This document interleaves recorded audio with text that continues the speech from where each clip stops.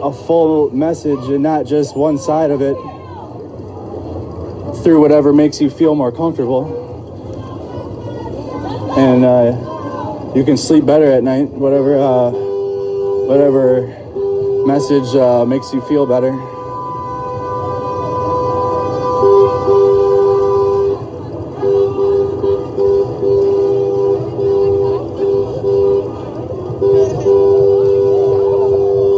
Dallas is demanding go home or go to jail. Look, I understand that's a big big edgy thing to say, like go home or go to jail. But you guys don't understand, how are you going to jail an entire city? And this is just Minneapolis, Minnesota, and this is just one of the crowds in Minneapolis, Minnesota right now, as there are many, but this is just one of them. And you have crowds all around the country doing the exact same thing right now. Who are they going to put in jail, bro? Think about it. Stop being closed-minded when you guys are thinking about this. It's okay.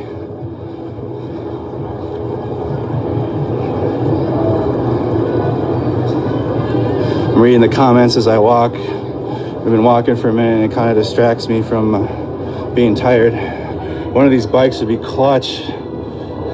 But now I can't ride a bike and hold the camera at the same time. Man, my brother says CNN headquarters just has some broken windows. It's not taken over or on fire, okay? Jiminy says everything was peaceful at the Bloomington protest. Everyone went home already, okay?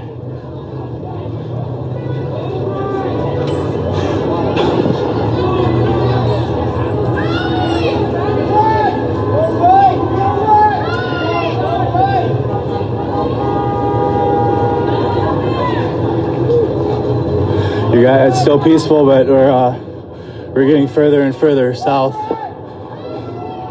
There's the Jungle Theater.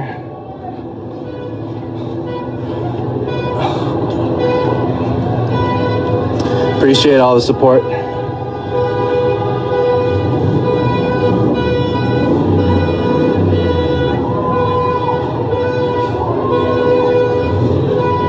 They've been and when I use the word they, I'm talking about establishments like media,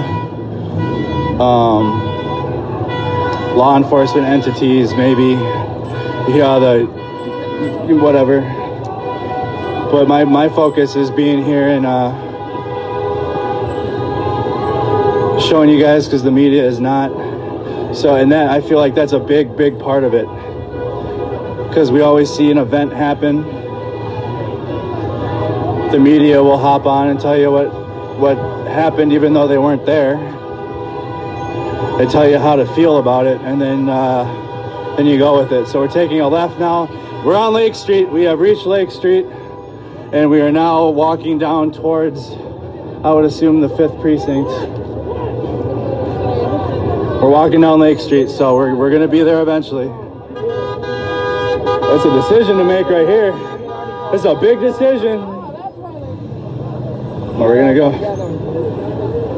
But we are all now on Lake Street. The entire city is walking down Lake Street. The entire crowd I was with. So whatever you guys are seeing at the 3rd precinct and the 5th precinct, we will be joining them shortly. We are on Lake Street. I've been here the last 2 nights. I didn't think I'd be back here, but we've followed the crowd. And we've made it back.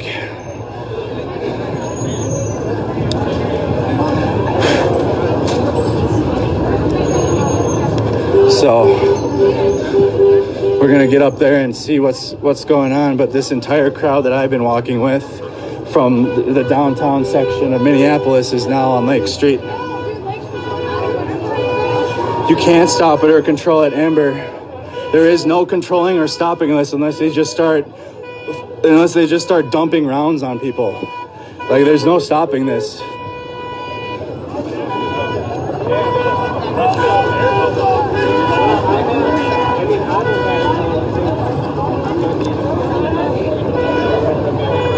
There is a significant media presence now, though. They've probably figured they've been missing out on all the action, so that's why they're here. I'll shit on the media all day. I don't care about that one.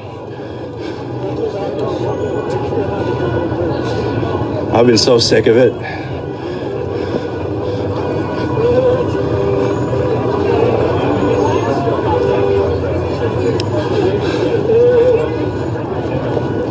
So a lot of people are saying that they posted bail for him, for the officer, but I don't know if that's true or not. We're not here to think about anything else but what's going on right in front of me and be with the people. Everyone's saying this is peaceful as hell. This is peaceful as hell. But we are walking to the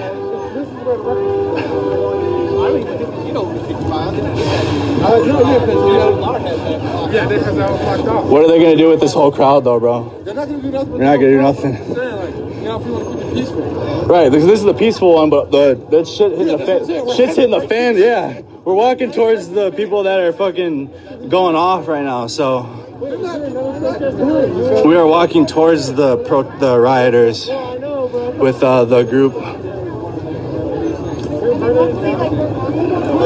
They're at the 5th precinct.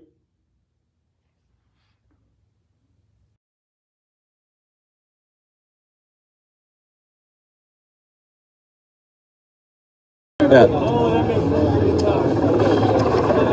Do you guys see the helicopter? We're walking down Lake Street right now.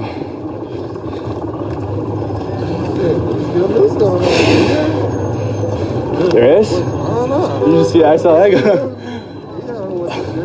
What's going on ahead of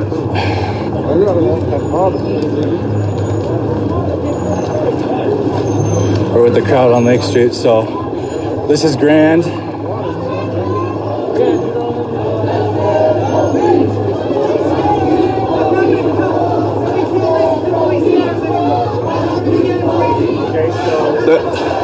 So what the people are saying is it's pointless to listen to the police scanners. You're not going to get any accurate information because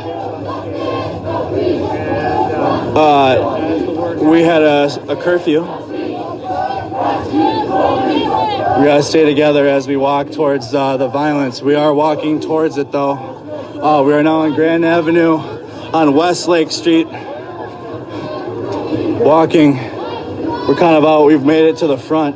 You guys can get a view.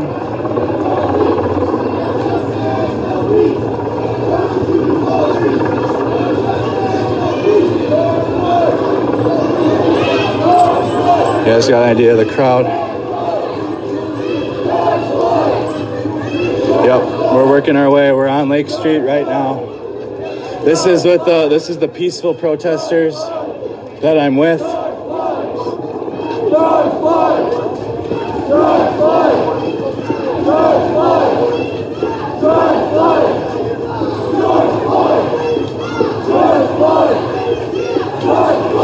All right, so we're walking. We're gonna see what happens here as we get further.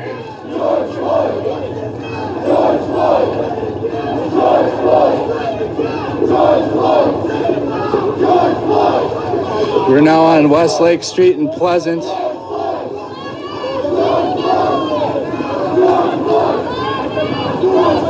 The Enterprise, you see most of the vandalism on the boards.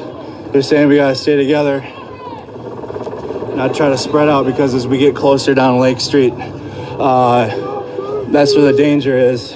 As you guys have seen, we got people collectively going to shit, dude, right over my head. I gotta sit. We're gonna sit and kind of watch the crowd go by a little bit and collect our feet. Well, you guys can see the crowd. I was out in front. I made it to the front all the way from the back so I could take a break eventually, and you guys can see this walking down, everybody walking by. This crowd is massive. This is not a small protest. I'll be safe.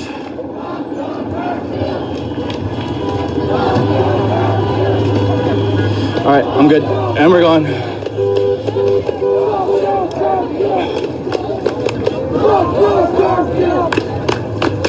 Fuck your curfew! Fuck your curfew!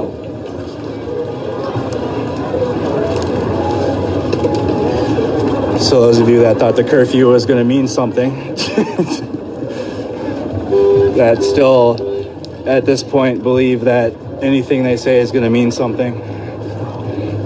But the people are taking over. I'll take care of it, bro. I'm good as long as I'm able to get up off of it and like sit for a couple minutes here and there. I'll be straight. But we're approaching. We're on Westlake Street. There's the Minnesota food market. It's still. Oh, they got the. Yep. It hasn't been, none of these businesses have been touched yet. Are they here?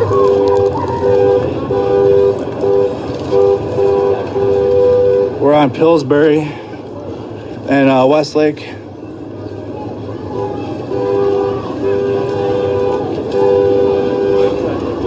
People are raising their hands.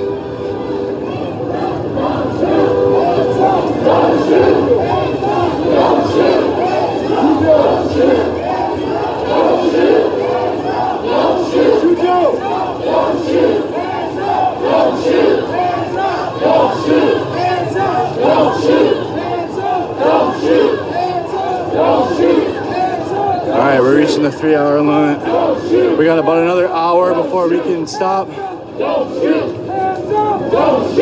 So our march here, as we approach the danger, they're deciding to keep their hands up.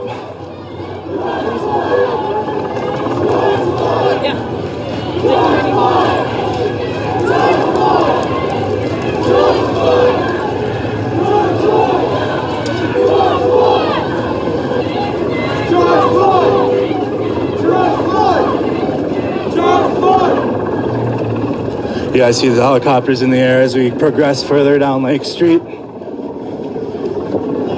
don't know what's gonna happen. No one knows really where we're going, but we're going.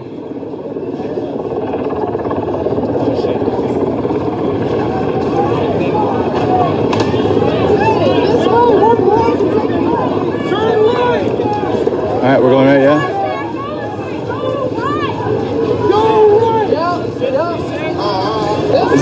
Is that, where's the 5th precinct? Huh? How far away is the 5th precinct? It's literally straight. Take a left. Mind if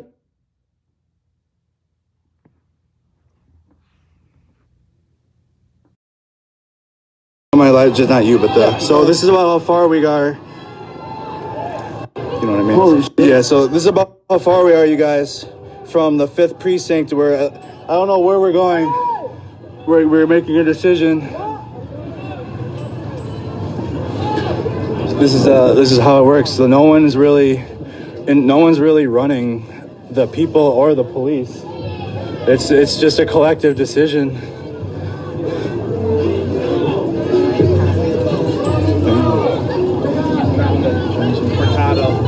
There he is, dude. Weston found me, my buddy. What's up? I'm doing good. I'm doing okay. Yeah, I'm staying safe. You're watching following you. Oh, you were? Oh, yeah. One of my good friends just caught up to me. He's watching my live stream. That worked. Did it work? Oh, yeah. Oh my God. I watched him. We started over in St. Paul. Woo! I got this on me tonight because I got snuck. Yeah.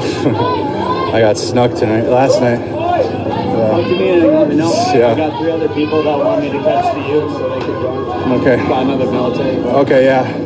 I figured if they see veterans walking together, you know, that's a little bit of a different picture. Yeah. So I'm with Weston. He's also in the military. He's a sergeant. He's a recruiter for the National Guard. I worked with him at Minneapolis College with students that were in the military or entering the military or getting out of the military. I was involved with that, getting their education benefits handled with the faculty. So he was helping with that. But now he recruits out of, where do you recruit out of? You're down here, right? Bloomington. So he recruits around.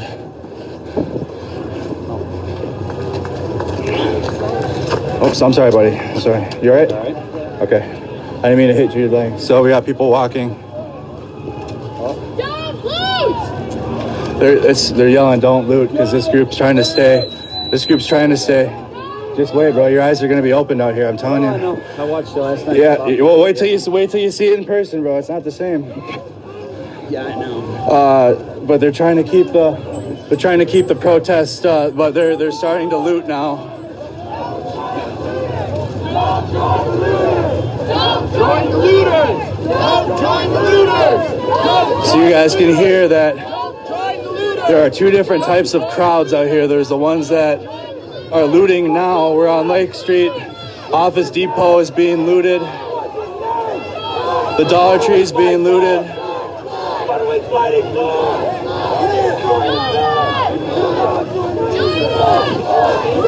They're trying to dissuade the people from looting to join the peaceful protests.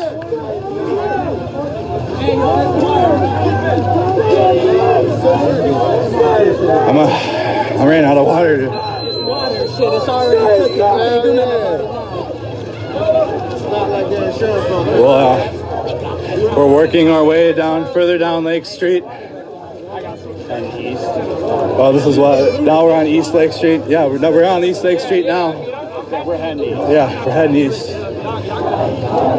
We were on West Lake, now we're on East Lake where I have been. People, they said they're trying to... You're wearing that fascist flag. Anyways, so we're keep walking and we're moving in the crowd. You got people from different beliefs all over here.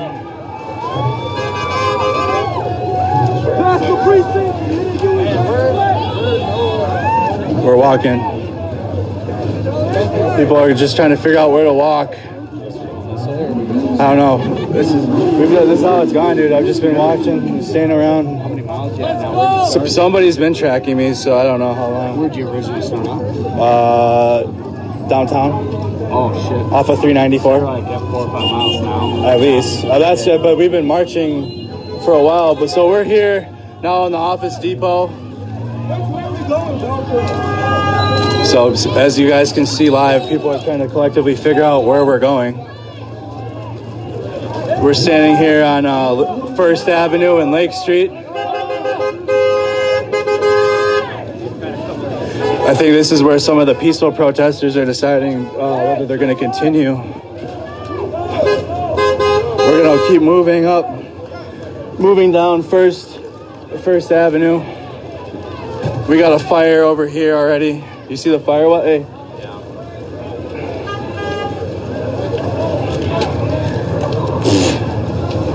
Yeah, don't even. Yeah, I'm not even going to entertain that, bro. No. It's one of those things, yeah. So, looks like the protesters are marching this way. Is that the Stop and Shop that's on fire? So we're now working our way into the danger area. And you guys can see some of we're getting now into the not so peaceful part of what's going on down here. Hey, careful, bro. I'm telling you.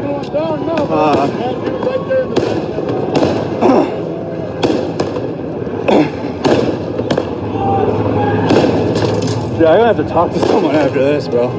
Woo! So I'm gonna have to probably talk to someone after this shit, bro. But you guys see they're launching fireworks off now. The Stop and Shop. They got at least the dumpsters on fire inside. We're working our way. We're on First Avenue. As you guys can clearly see, it's a completely different type of environment in this part of the city. Shit's on fire, bro. So there's the Hiawatha Bridge that this is where I was yesterday. But it's a free-for-all. The protest, the peaceful protest is starting to converge on the not so peaceful protest now. And people are making decisions.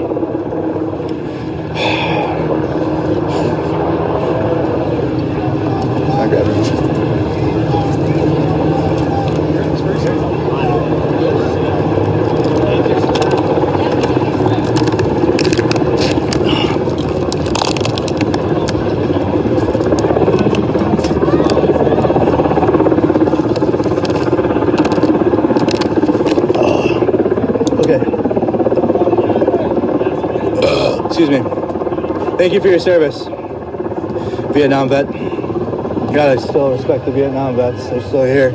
But you have Vietnam veterans out here too. That should tell you something. Nobody marched for the Vietnam vets. But we're moving. I think that we're moving towards the 5th. Right here. So we found it. Block these roads. We're just gonna kind of me and Wes. I have my friend with me now, so we're just gonna now. So we're just gonna keep. Now we're just gonna report on the situation down here as we're experiencing it again. This is a different environment than what we were seeing for the last couple hours. Is this the 5th precinct right here? So I think this is the, yep. What does that say? Minneapolis Police, 5th precinct? This is the Minneapolis Police. We have made it to the 5th precinct. Hey, be careful, Watson. Just stay to this side. Don't get close to the fence. Well, we're now at the 5th precinct off Nicollet. Do you see any police cars here? No, but there's people inside. There's people inside? Yeah. Oh, you're okay. Oh, they're on the roof. Yeah, So, all right. So you guys can see on the 5th precinct. Let's get over here, Weston. Yeah. So you don't want to hit around. The police are on the roof of the 5th precinct. It looks as if the crowd in front of the 5th precinct is peacefully standing there. Let's stay to the outside. Stay to the outside. We're gonna walk around the outside and see what this crowd at the 5th precinct is doing. But the police are out the roof, at least at the 5th precinct. The 5th precinct is about maybe a 10-minute walk from the 3rd precinct. But here we are.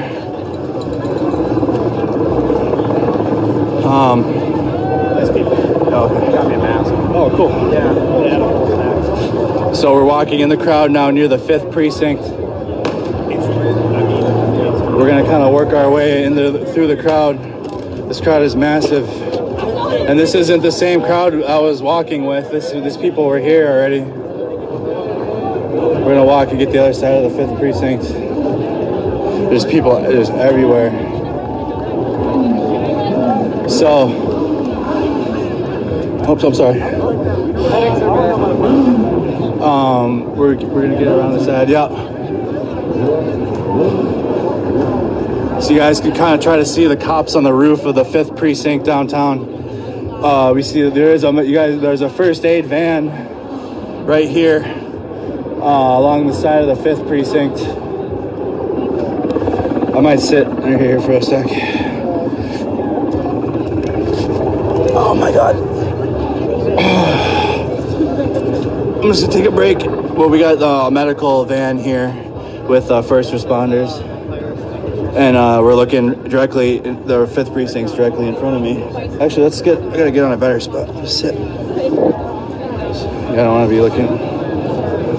Yeah. No, This is the 5th precinct here. So far, the only cops here I see are the ones on the roof. You guys can see those are the police on the rooftops of the 5th precinct now. And apparently that's the Air National Guard's Black Hawk. That's what the people are saying. Yeah. So you guys get a perspective. Remember when I showed you guys the skyscrapers in the distance? That's where we were all day today. And now we're back down. We're back down here. We walked around Nicollet and East 31st Street at the 5th precinct.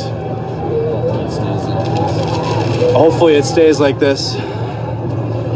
10:48. On the live that was marching in the I-35 and Washington Avenue. Sit. There's the 5th precinct. I don't know. We're watching the 5th precinct. You guys are looking at it right now.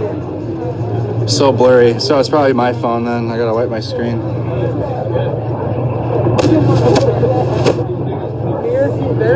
Yeah, So I tell you about that. Yeah, I've been here for a couple hours now. It's a peaceful crowd right now here in front of the 5th precinct. Oh, we're about to, everybody's fixated on something. I got some Three Musketeers, bro. Let's go around this side. There's Kelly right there. I'm on my way to your house. There's Bill. We're gonna go around. We're among the people here.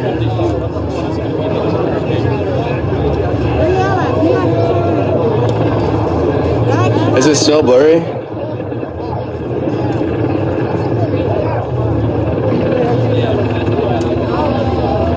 Is that better?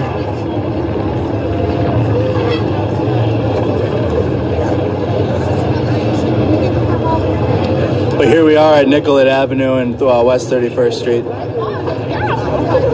Oh, you trying to get the middle. Still peaceful in front of the 5th. You guys can see the smoke around here. I think that'd be the National Guard. The National Guard would have the Blackhawks. Like the actual National Guard would have it, not the Air National Guard? If it is, if not, it's just a news chopper. Or, yeah. Eyes in the sky. Right. I'm not taking too many people's word on the comments. No. I'll look for them. Yeah. They don't. So. I see people comment from Australia. You did? Oh yeah. People have been all over the place.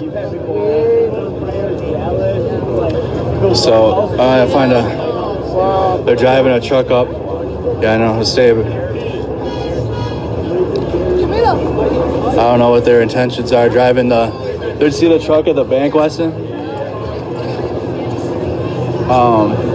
They drive the Wells Fargo's in front of us. They got a truck in the grass at the bank. They're driving. It appears they're driving. It's starting to escalate a little bit. Something over here. It's starting to escalate a little bit. Oh, you seen something over there? Oh, I thought you said to move over there. So okay, go to that side. Go to that side of the street. So they're starting to light the billboards on fire of the Wells Fargo, or they're attempting to. We're trying to bust them right now. Stay back. See, we're gonna stand over by the nurses and the first responders. You guys can see clearly there's a large amount of them here. We're gonna stand over with them for a second as they're starting to riot. Yes, please, thank you. So we're gonna walk away from that group then. They're keeping that group sterile for first aid victims. So we're gonna walk away from them. But we're still gotta keep a distance. But we'll do a lap. But the Wells Fargo is yeah, that's all right. So you guys can see the riot. The Wells Fargo ATMs are starting to be broken into. They got the ATM. Yeah. So they're smashing the ATM right now. They smashed a car. The news is busted. The news is trying to get a better angle. We can get an angle here, so you guys can see how this is quickly shifted. We don't want to record faces again. We don't want to get faces, but we can just see what's happening. They're breaking into the ATM right now at Wells Fargo. So the looting is continuing down here in this part of Minneapolis. The 5th precinct. So the crowd's actually walking towards where see what I mean? I got dude. The crowd is walking towards us as we moved away from the 5th precinct. Fire in there. They started a fire. So as we can see, Wells Fargo is now lit on fire. They just started a fire in the Wells Fargo. We're a mixture right now of the peaceful protesting and the rioting. The crowd is so spread out down here, and it's even bigger than the previous 2 nights. We're keeping me and my friend are keeping at least a good distance. I'm sticking next to the people. You guys can see they might be moving in on the people that are looting the bank, but you guys can see inside of the Wells Fargo, it's on fire. They're working on the teller of the Wells Fargo. They got people. So let's move over here, Watson. That's what I do. As soon as I see one person start running, I move. So they're inside of the Wells Fargo. We're fine. You're fine. You're fine. You're good. Just stay over. You're fine over here. They're burning down the Wells Fargo. I get that. You guys can see the fires beginning to start inside. Very laggy. How long have I been? Should I restart the stream? I've had 25,000 people watching though. Is it still laggy, everybody? Hey, what's it looking like on yours? Is it bad? Well, the hard part is there's so many people in the area, you know? Yeah, that's true. But oh, we're good. No, you're yeah, good. I got crystal. My friend just pulled up my stream, and it's like, yeah, it was like crystal clear, high definition picture. But so as you can see, me and my friend, we're two parking lots away from what we're looking at right now. The Wells Fargo is up in flames, at least where the tellers go. How far would you say we're from? You type in the 3rd precinct if you can. Are you live streaming? When you have a chance, I'll have my friend pull up. We can get exact distances instead of me just sitting here estimating. Sheesh. Sheesh is right.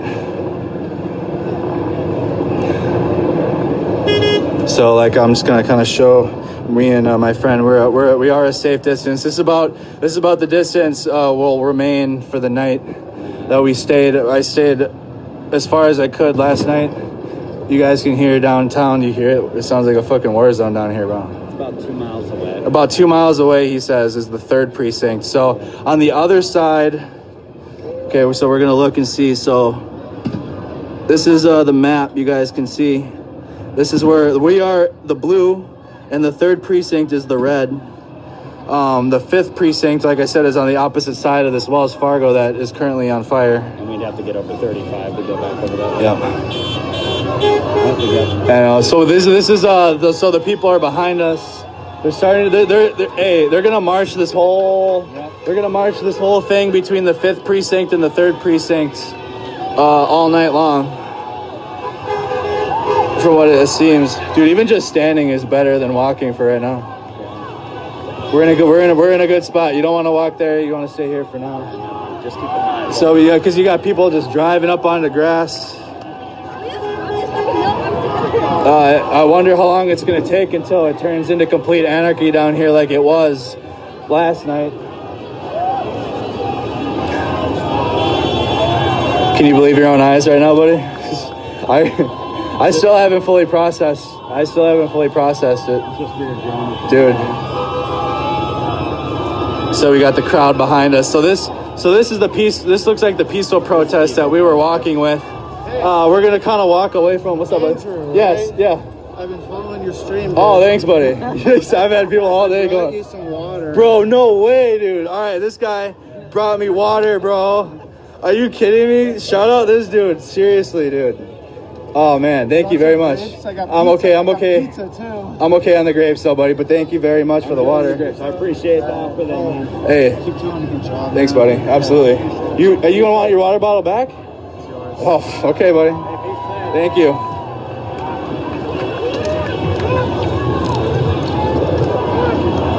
It's water. We had to confirm there for a second. It was water. This guy literally walked up to me on his bike and delivered me cold water. Yeah, water.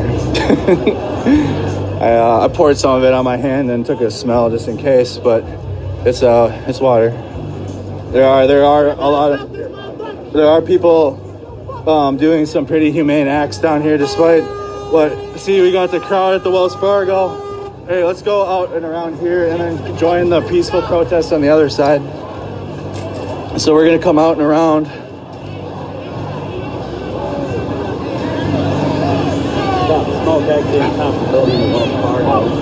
Okay, yeah, I just want to keep a block from them. So you guys can see the businesses being looted here, the Band-Aid Pharmacy. And the Wells Fargo here is currently being ran through. and lit on fire. But you guys can see, just so you guys can see how why people are concerned. People are literally, they live here. They live here. Like right there, you know?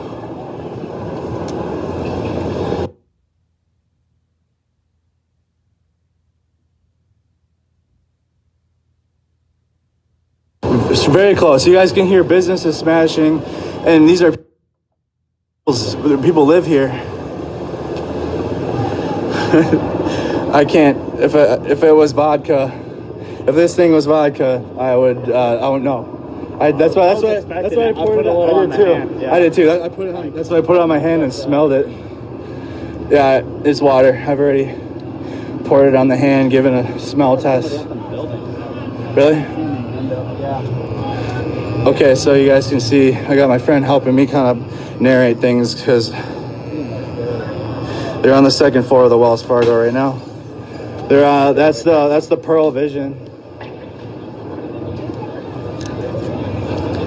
That's the Pearl Vision. This area of, so like I said, they are working further and further down Lake Street from the 3rd precinct. Hey, we live here. We live here. Please leave. Yeah, that's what I'm trying to tell you guys. We live here. People live here. That man right in this building across the street from the Wells Fargo. The fire, is it, you see the smoke over there? Is that coming from the Wells Fargo?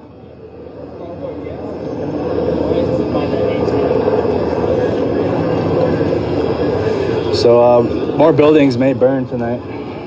Let's take a break let's sit right here. We're still a parking lot distance from them. That's all I care about. Keep an eye on the to the left too, but I need to take a break for on the side.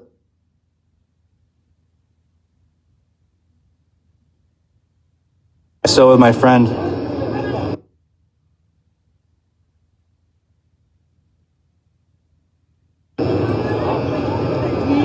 Take your bikes race.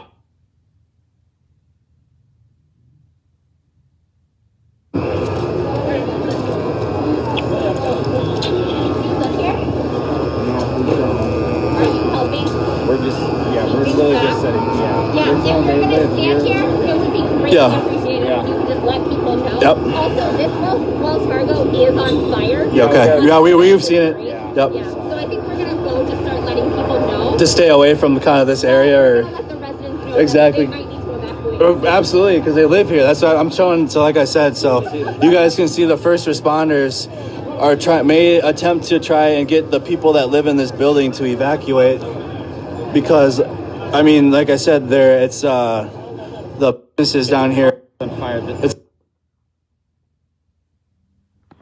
That's on fire. So That's the car. So where me and Weston walked past.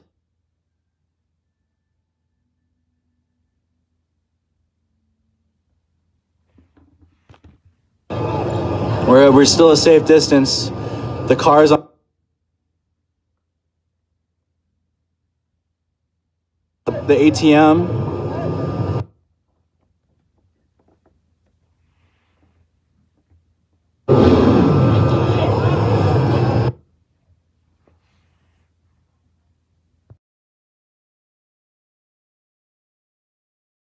It's gonna catch on fire now. See the flames going up into it? Well, they just put fuel in.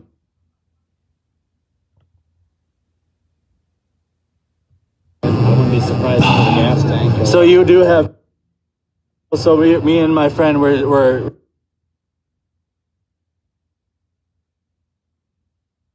inside the residential area. Well, the first responders asked us to dissuade anybody from coming over to this part of it, because this, like I said, is this is people's houses on top of, or their apartments on top of the small businesses on the bottom floor. We don't have too much. I don't see anybody.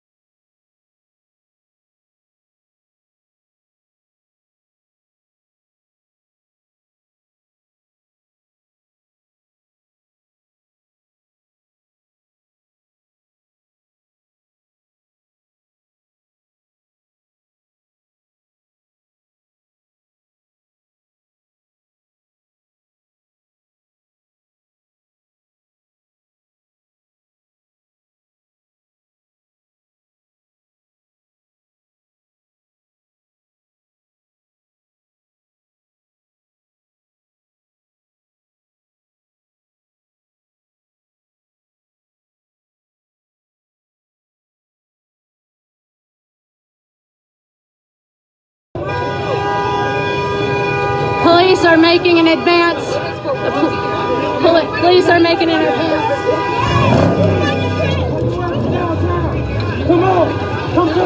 Police are advancing. Police are advancing and shooting canisters.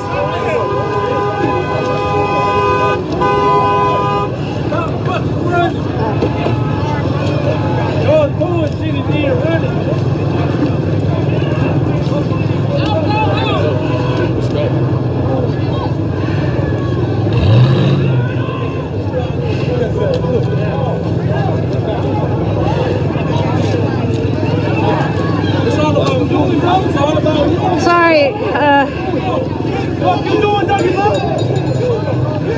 we're running like everybody else because there's no place to hide.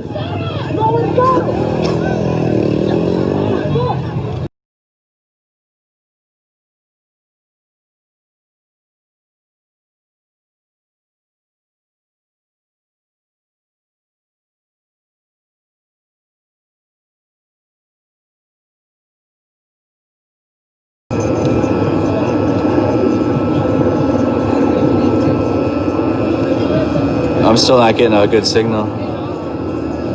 We might have to move from this spot. That's fine. Where do you want to go? Away from here? See, they're doing fireworks. Yeah. Oh.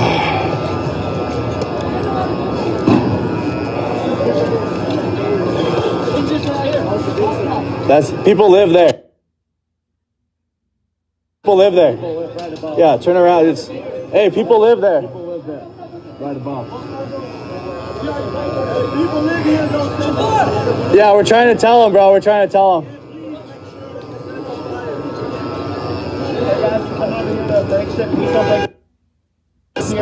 There's other places, just not this place, please. Yeah, we're not doing that. I'm taking a break. Me and him are veterans, so we're just out here. There we go. Okay, we're back. The signal is very difficult down here. I was unable to share it to my groups in time. I didn't have the option to share it to my Facebook groups again, so you guys are gonna have to get the stream out to your people to be able to watch. Guys, there's other buildings. If you guys can send it to Amiri King, or we're helping out the nurses and first responders to dissuade people from burning this building behind us on fire. Get the stream out. So there must be signal jamming down here, the same spot, and I'm good. We're off. Yep, we're working here on Lakes. The Kmart's being looted. We're gonna keep. We're just the peaceful march isn't in this area at the moment, but we my friend wanted to get away from the 5th. Yeah, it's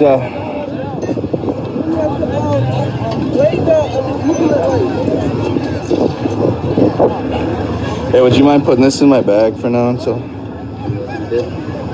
I've had that in my pocket all day, bro. Where do you want it? In the back. Just in one of the pouches, in the front pouch if you could. Not the IFAC, but my actual backpack. You just want it popped in there? Yeah, doesn't matter. Down that, yeah. I started handing them down. Okay, thank you. So, we gotta put my battery pack away. I've been at 100% for like 3 hours straight. So 1 battery pack done, 3 to go. But you guys see that Kmart's gonna go on fire too. Yeah, we moved away from, so you guys could see the Wells Fargo is catching fire. Me and Weston, the signal was being jammed there. We noticed that they were starting to pop fireworks at the 5th precinct, so we're kind of walking away. You guys can still see what's happening from on the other side of a T-wall on the other side of the street. It's just more looting. The safety is the most concern here now from here on out. We saw the sights the last couple nights. Try to share the stream out to who you can. No picture.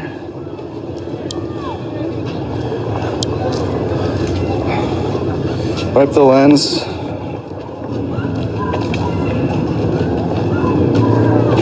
Is that better? Yeah. Oh, we're good. So my friend's continuously checking my stream. He says we're good.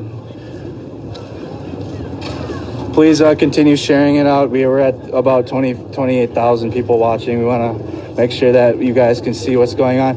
So as I said yesterday that we were in the Target parking lot, they're using some of the items, or just kind of bring like aid stations, like makeshift aid stations for the protests. Hey, thank you for this, buddy.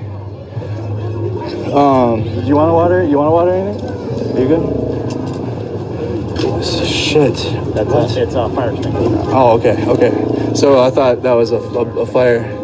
It said it's a fire extinguisher. Yeah, we're gonna walk down Lake Street further. It's gonna be bad here in a little bit. You don't want to be here. We can work our way back to check it out if we need to. I mean, it's more of the same sights we saw last night. So Weston, stay with me. So this is the Atlas staffing.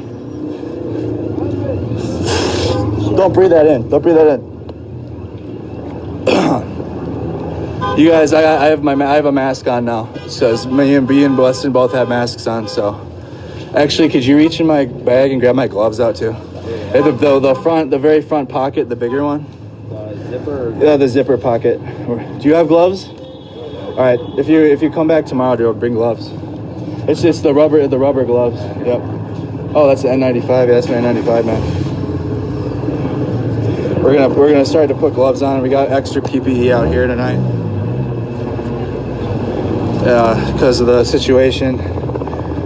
It's good. It looks like it's developing into anarchy like it was last night. So we're gonna start just being prepared. Yeah. I don't want to be by the fifth because I don't want to. We can.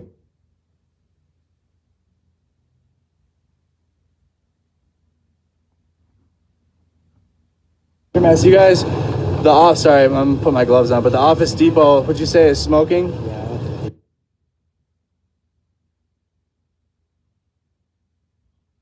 So Office Depot is on fire. I'm putting my gloves on really quick. Yeah, can you hold my phone? Oh, got you.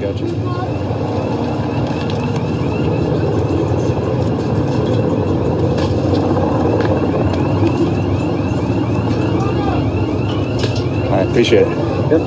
Weston was the cameraman for a second. I put gloves on. I gained 2 fans. Right. You gained 2 fans. We're masked up. We got PPE. I got my bag. I got my IFAC. I have a tourniquet. Was good to go in case. So let's let the truck go past.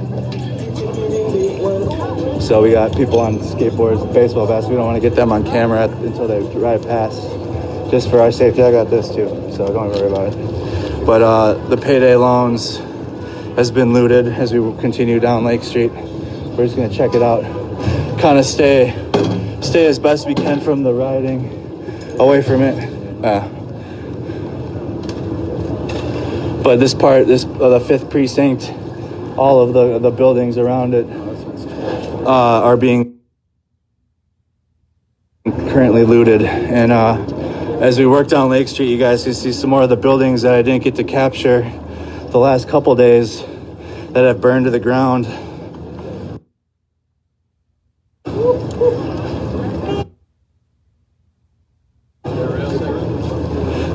Hey, what did that used to be?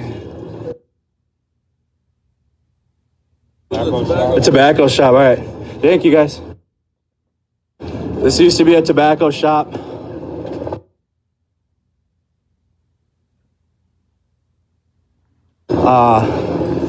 At one point, there, like I said, the last couple of days, I think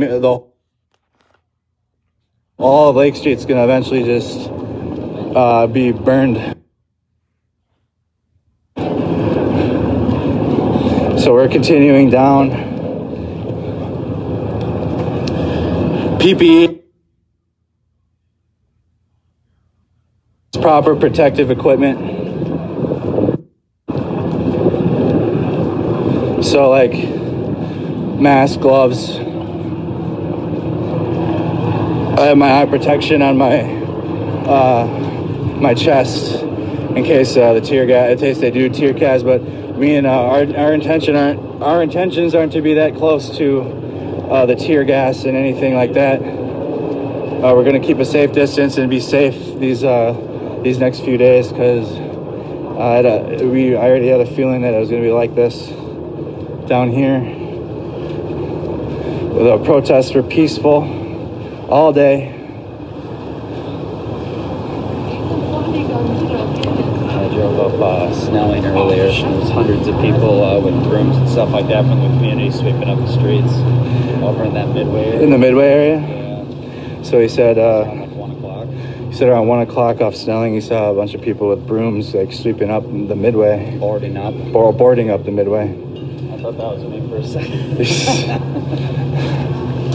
We're walking with people. There's people, as you guys can see, there's people everywhere down here.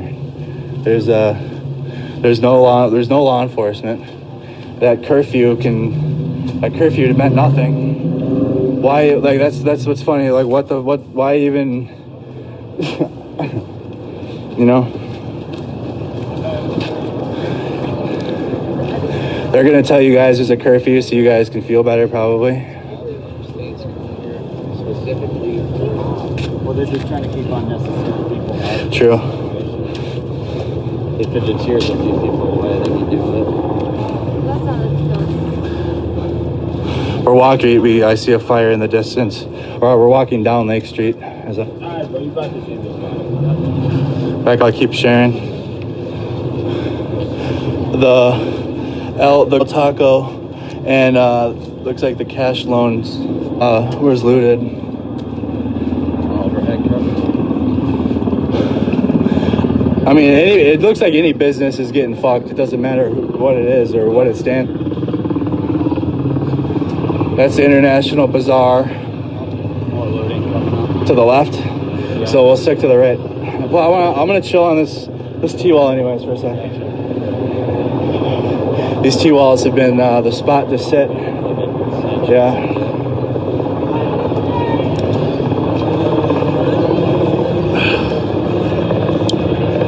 Oh, hit the wrong button. Whew.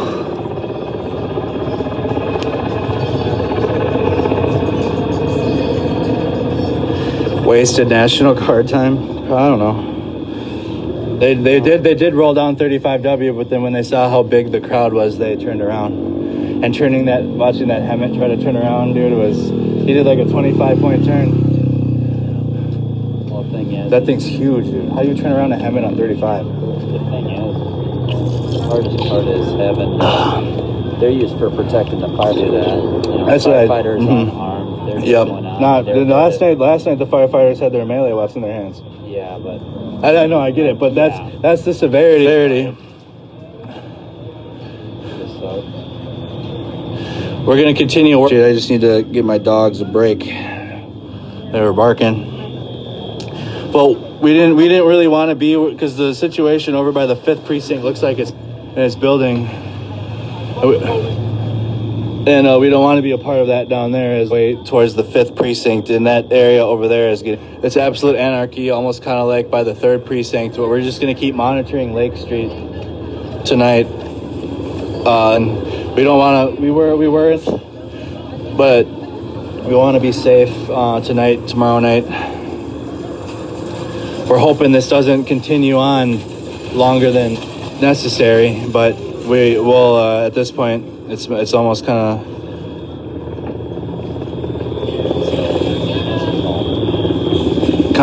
guaranteed I'll be here for you guys to. originally at that corner's now.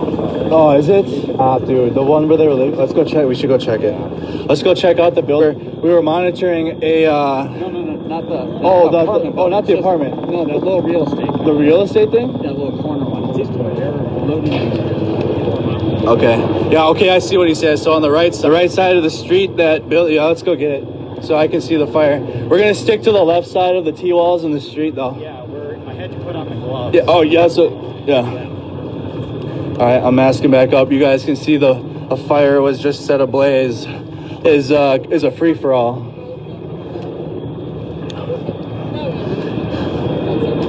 I'm just gonna there. I don't even have to read them. I should have been done that. You click on the screen, you go up to the top right, and then you can turn on and turn off the notifications. But it's sometimes helpful if you're getting a fuzzy screen, etc. To turn off the notifications? Well, have them on in case, like, hey, it's... Oh, yeah, true. Yeah. You just want that feedback of, like, true, hey, what's going on? Right. Camera or something. So we're gonna stick to the left side of the Lake Street, but that building that we saw them looting is on fire now. There's smoke coming down this part of Lake Street. I've seen that same green laser pointer more often than once. Well, they got that building on fire unless there's a fire extinguisher again, but I doubt it. So we're staying safe here. We're gonna stick at distance.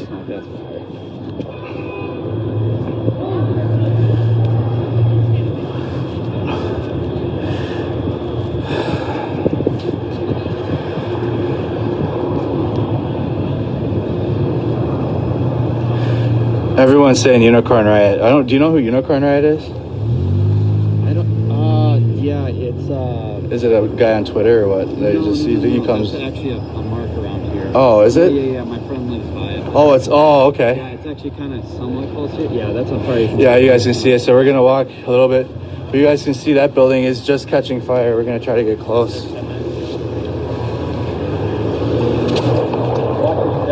Yeah, well. I'm watching the ground. I'm not gonna watch my phone. I'll hold it up.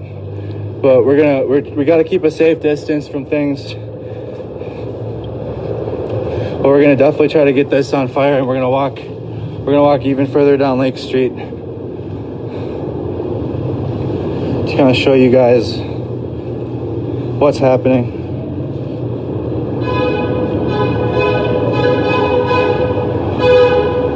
We're under a bridge right now. I apologize, but we'll re-emerge. Yeah, dude, it's gonna go down. We'll get on this corner by the Chinese Express so we can see it without breathing in the black smoke. Yep, we'll be okay. Yep, I got it. You'll be right. Here we go. We're sticking.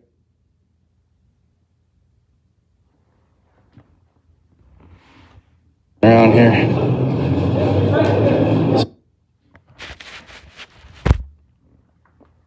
You guys can see this building just started on fire. It just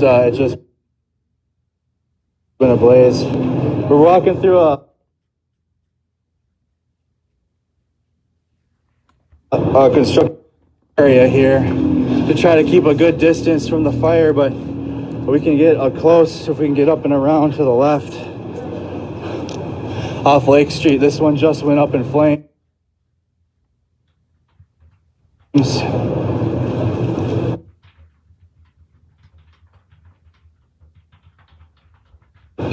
We're gonna go check. We can check on the Wells Fargo to the left.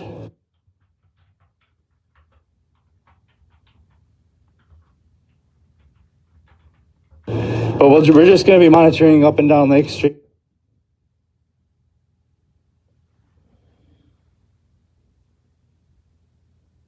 Tonight, the peaceful protests ended here.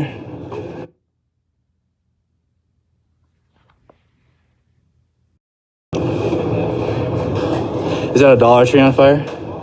Yeah. Did you see the smoke?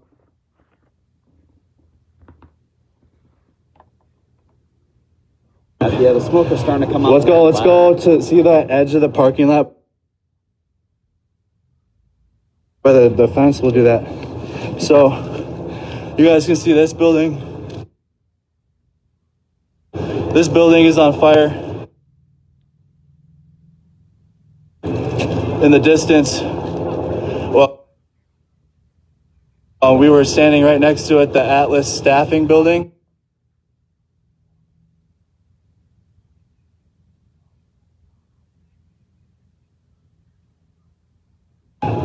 I was just right next to it, and now it's on fire. We're gonna go check out the Dollar Tree here off Lake Street and see what's happening.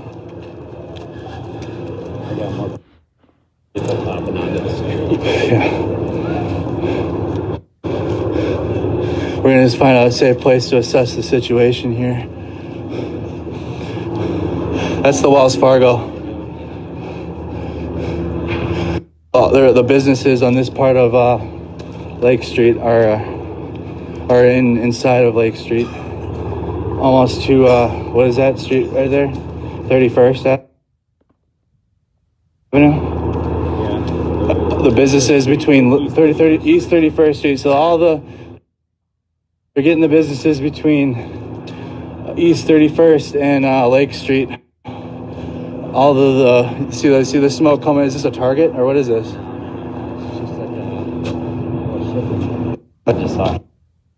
There we go. Oh, we're back. We're back. Me and Weston walked down the street. We were trying to just get some more footage of the fire at Wells Fargo. But the closer and closer we walk towards the 5th precinct, I'm losing service.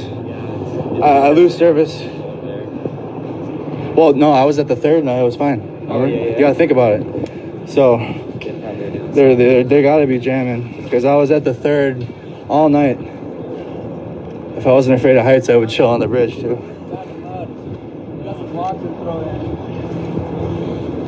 Or you keep moving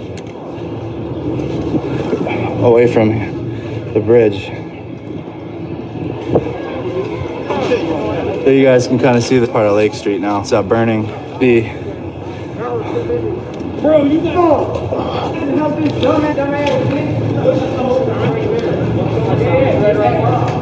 What's up, dude? Yeah. I hear. Tell everybody what's happening. Were you able to? It was really good. Yeah, so.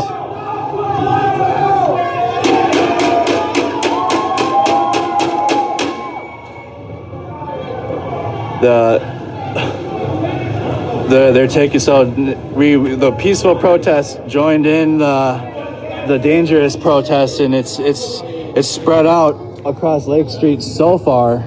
So they're starting the post office on fire now. The post office, you can see it. Is that what's happening? Is that the post office? So we're gonna keep our distance, but the post office appears to be on fire. Avoid the gas station. On Park Avenue. I just got told to avoid a gas station. Remember, we can't avoid it. We're gonna have to go to it. But no, he said the gas station. I can't believe how far you are. Oh shit! Oh, yeah, I saw him. I saw him and I joined him. Yeah, you can see the Hey, they burning all of our money, dude. That shit was not going. We had 10 people in that bitch with sledgehammers. Did they start it on you guys while you were in there? No. Oh, they let you guys leave first. Didn't some dude die yesterday? I'm gonna hold the. Set that bitch on. Yeah. Yeah, Post man, office found over 2 there, zips too. in that bitch. 2 zips of weed. This is some pure shake. This shit's some dope though. But there hasn't been much in St. Paul tonight. No, that's what I've been hearing. No, man, So we're just go gonna- to St. Paul. No, that's University. Fuck St. Paul. We need to go. So we're hanging with making sure you guys get all of it. Hey, man. I ain't even. The post office. Wait, dude. Everybody down here that's either participating or watching or making sure that they can be It heard. seems like a peaceful protest, and we ain't gonna talk about losing on his lives. I'm not mad. You guys aren't even on it, bro. I've been avoiding it. So. I've been smart about it. No, we let anyone know about it. Fuck 12. So we're watching the fire go up.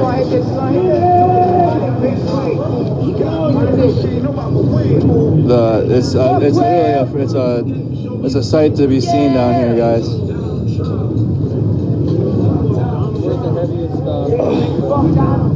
Right here. Hey, fuck Donald Trump. Hey, fuck Donald Trump.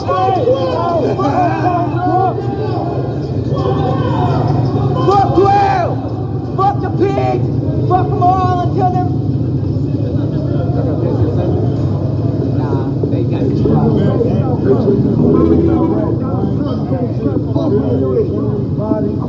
This is uncut. I'm not censoring anybody here. We're gonna let them speak however they feel,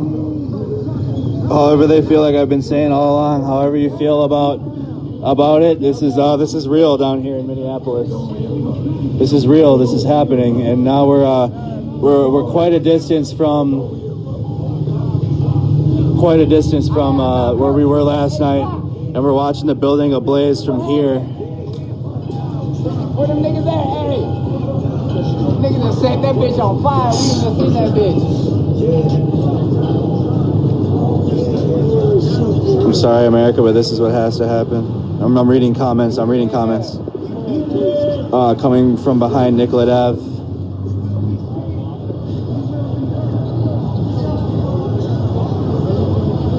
We're here reporting. So the Atlas staffing building is going up in flames.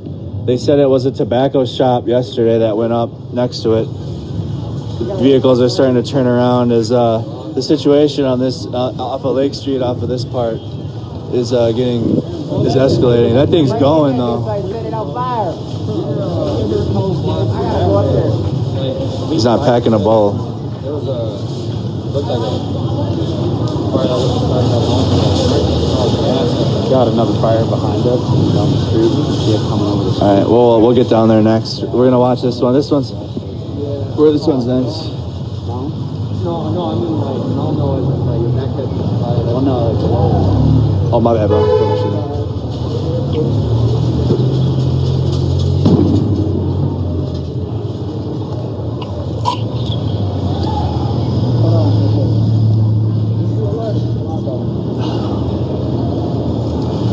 Most of the time, I don't even need to be narrating what's going on. You guys can just kind of hear and. What's going on down this way? They got a gas station on fire down there. That way. He said gas. 300 is it.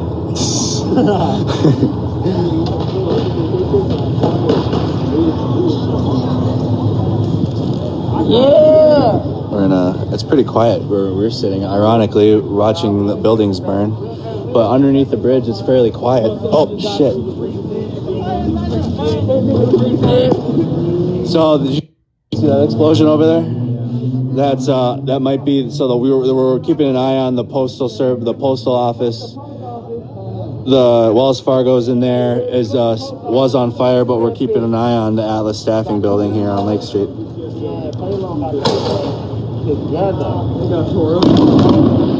That's at the 5th precinct. So they're shooting fireworks at the 5th precinct is what we saw. Oh, there it goes. 2 stores in Port too. You guys can see it, bro. This is what they've been doing. This is what they've been doing. The cops haven't fired rounds at anybody, really.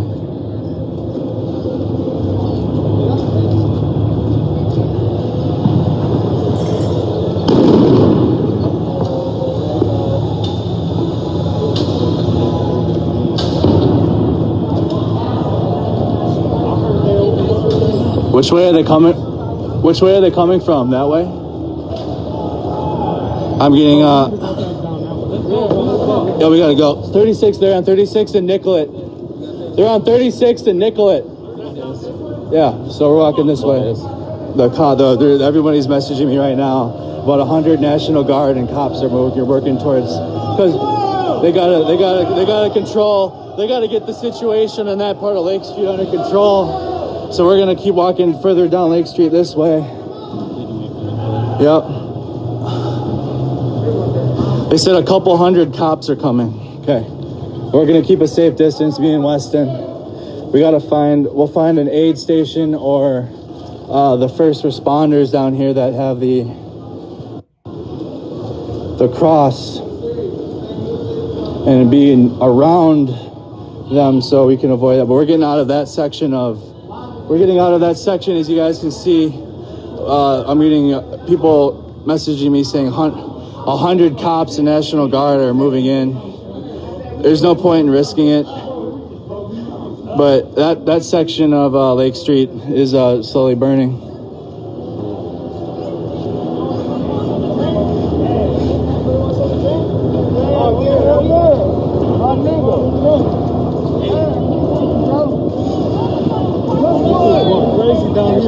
Yeah. Always. Stick along with T-Wall.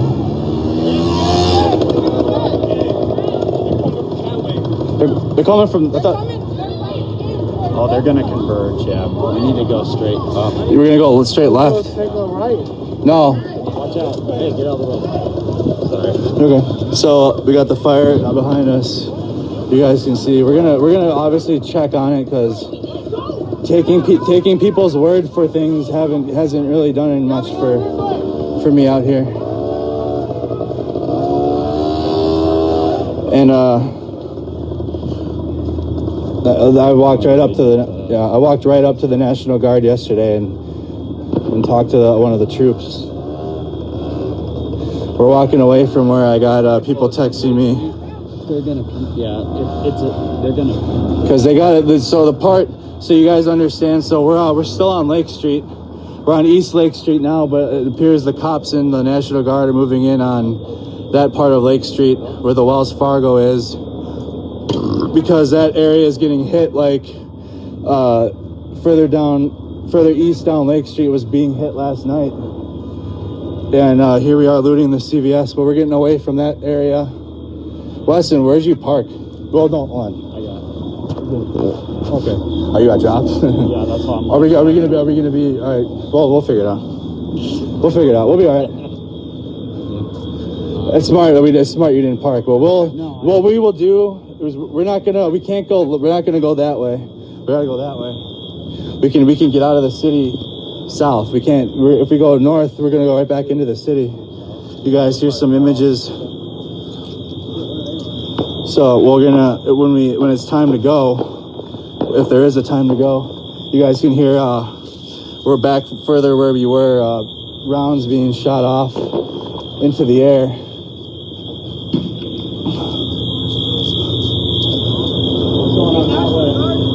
They're down there? How far out? Let's go. We'll be all right. We'll be fine. We're fine. We're not carrying, you gotta realize, we're not carrying shovels and shit, we're fine. So, we're gonna walk down here. We do see police lights. Heads up. Come on. Sorry. Police lights. People walking. We're still on Lake Street.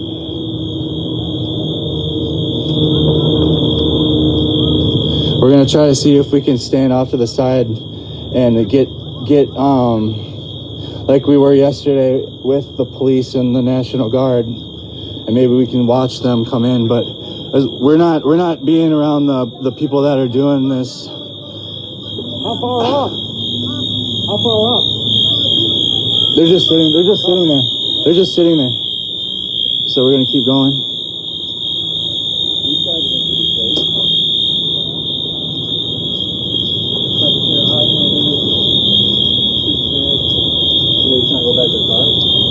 This building is smoking the BMO Harris Bank.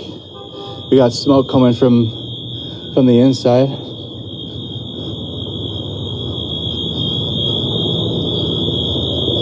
Andrew, I'm at 33rd on 1st, okay? Okay, Deidre. What? There's curfew. So we're technically in them now. Alright. Just so you know. Keep that in mind. So,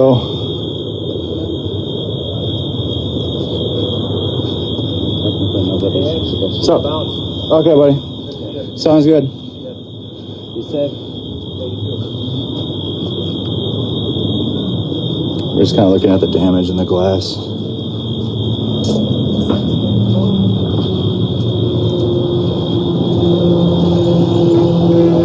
You guys can see the fires. They're just sitting still. They haven't moved from that spot.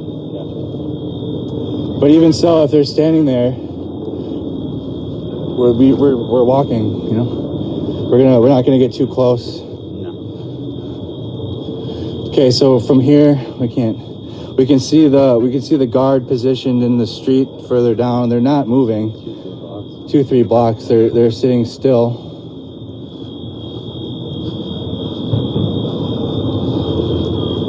You're farther, about another mile and a half. Yeah, we'll just trust me, dude. We'll be okay.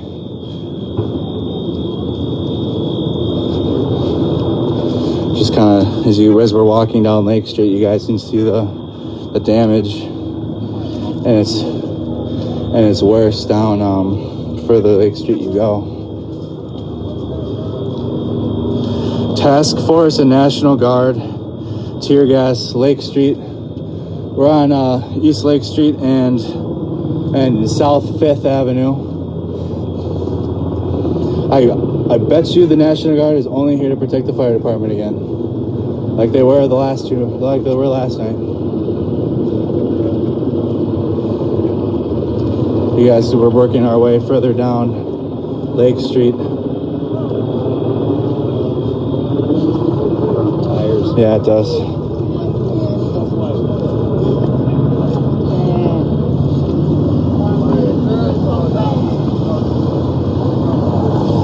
We're working our way down. So you see the group, right? You see Weston? I'm telling you, bro. We gotta be careful and safe, but at the same time, everything they're telling us is not necessarily how it is. You know what I mean? So we're walking up to a group. You guys see the National Guard? You guys are texting me National Guard moving in. As you can see, they're just. We'll see what they're doing, but there's a group of people here. They're trying to put the fire out. That's why. Okay, my friend Tony said it's just cops. It appears as if the National Guard is moving. But we can see their soldiers out ground guiding. We're going to kind of stay out of their way so they can ground guide the Humvees and back them up. They have up armored Humvees tonight. They had soft tops yesterday. But they're turning around. The gas station. Oh yeah, there's the gas station fire, so you guys can see. So like the people, you see Weston, like these people, they're not fucking with, because we're just standing here.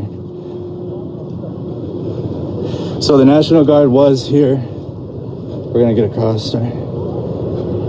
They're moving back. See, I guarantee it. Their only mission is to protect the fire department, bro. I've been telling. They said that last night, and they're with the fire department again. You guys, this is the Goodyear. There's the Valvoline. We're on East Lake Street. We're catching up, so.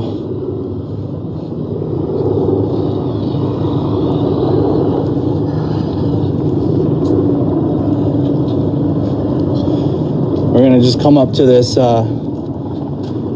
used car lot.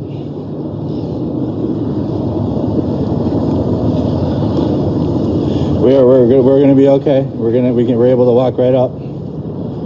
I mean, I got a knee brace on. I'm carrying a water bottle and my phone, so you guys can see what the National Guard is exactly doing. They're setting up perimeter for the fire department. That's their whole goal. And you guys can see the people right next to the National Guard, and their weapons aren't drawn. They're not pointing their weapons at the people.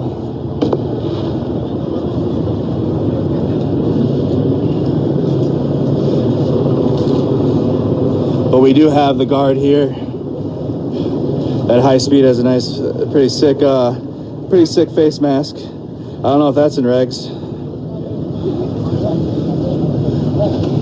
Well, here we are with the guard. So this is actually probably the safest place we could be filming with the National Guard here, because as we can see them walking, we got the gas station fire behind. They're trying to figure out where to put the troops and situate them.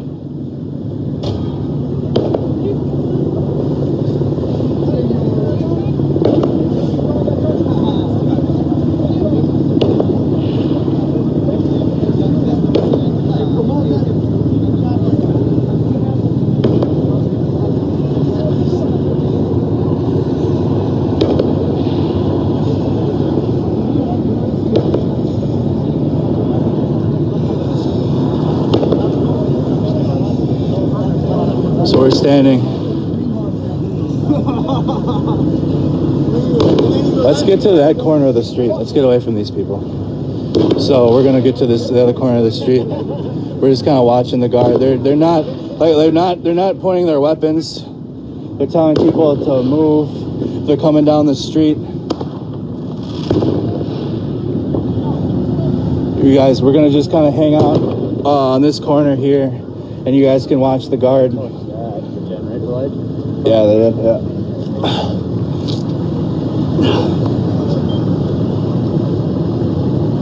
Let's see if do they have mags in? Hold on. Whoa, let's see. Hold on. That chick, hold on. Nope, no mag. They don't even have magazines. They do, but they're not in. So that they're not here. That's what I'm trying to tell you guys. They're not here for riot control. They're here to provide security for the fire department. And that's exactly what they were doing last night. And as you can see, they don't even have their mags in at the time. They're just like I said, setting a perimeter.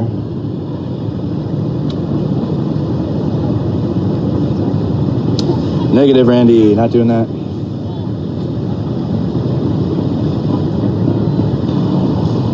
That's some good fireworks. Yeah, I know. You guys can see fireworks. So, like I said, they're the guard. They set a perimeter here. For that side of the street, they have somebody directing traffic not to come here because, like I said, their only mission is to provide security to the fire department. That's it.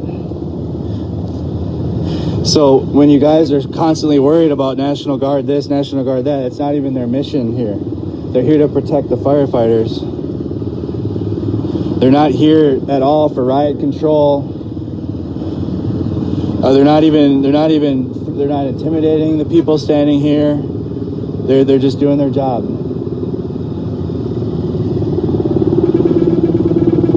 They don't even have gunners in the hatch. Like they're literally here just to secure the fire department, make sure that the firefighters can safely put out the fires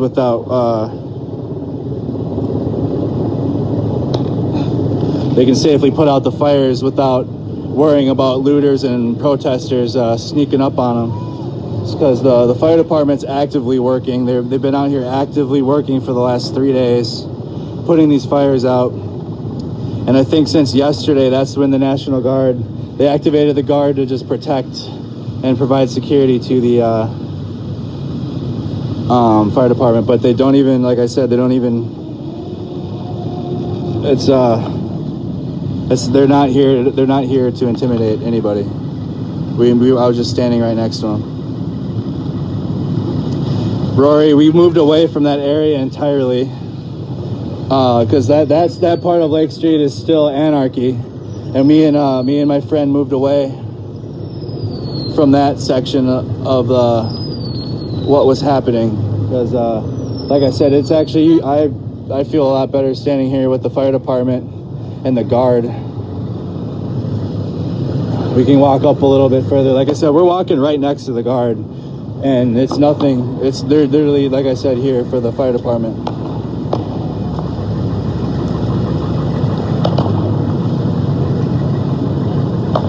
You guys can see on the other side, there's Park and Lake Car Wash.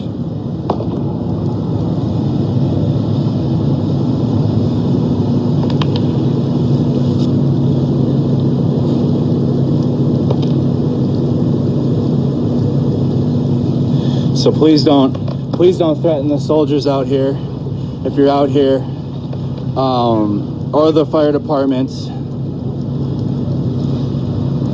The soldiers are not even, they don't even have, some of them have face shields on, like riot face shields, some don't. They're just out here, they're down here doing a job right now, as well as the fire department, they're working. But so the guys, I was getting lots of messages about the National Guard moving in. Blast it. All right. We're gonna just walk. You guys can see they don't even have weapons mounted. They're not here to intimidate. We can walk right next to them. You guys can see the fire.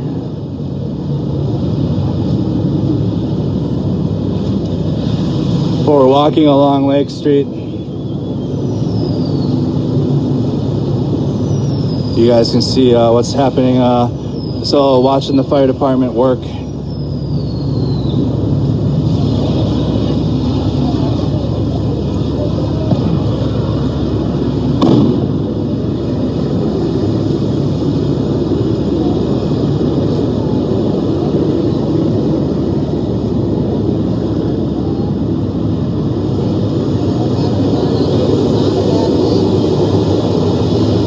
Chelsea, I've been trying to tell my viewing audience as best as I can convey that shit doesn't matter right now.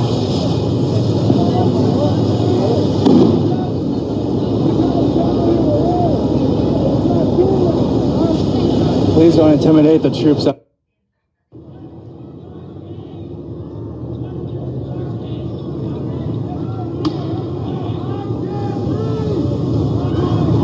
This guy just got hit. He just fell. I don't know about the person laying down.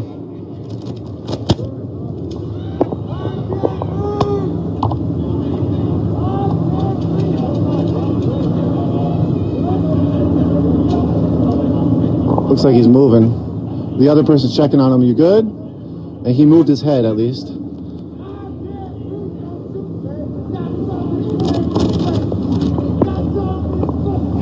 They shot him in his face.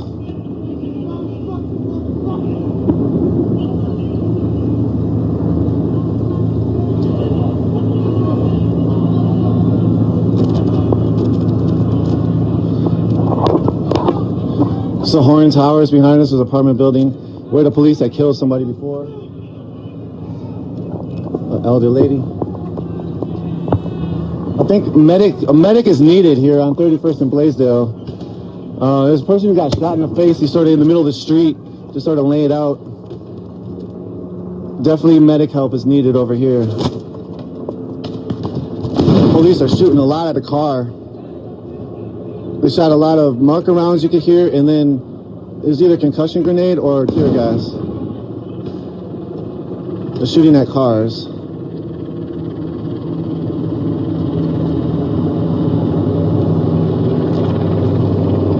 So we're about 30 blocks away from the 3rd precinct, which is besieged by protesters seeking justice for George Floyd for the last 4 days. Last night, people breached it. If you missed any of that, check out our coverage. We were live for that. The precinct did not set a light all the way. It was started on fire in multiple rooms. There was a person who was shot in the face on the right side.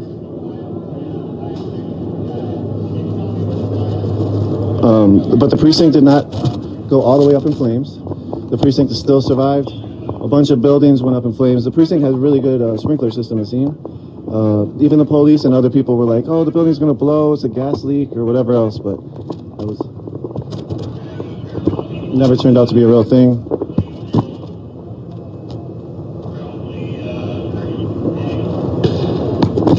Or not a real thing when it comes to blowing up. So I can't say it didn't have a gas leak. Police are shooting at this crowd over here that's just like ducked behind car and standing there. South on Blaisdell. South on Blaisdell? South on Blaisdell, yeah.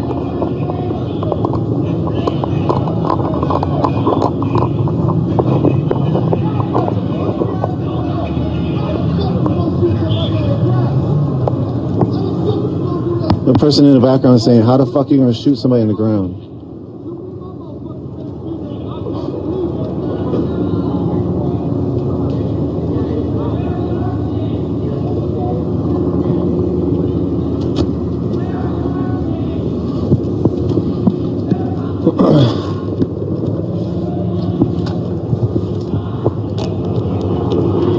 This is what we're looking at right here is the intersection of 31st and Blaisdell.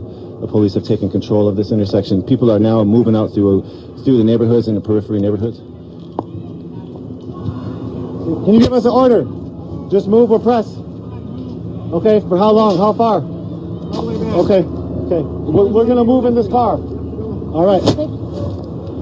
You wanna go? Yeah. We're gonna move. We were told to move. We were ordered to move. One second. We're coming. What's up? Yeah.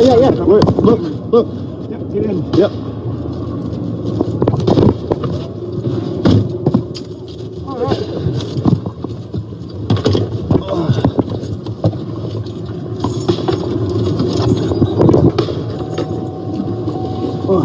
live? I think so. I can't tell. Maybe you can after you drive up a block.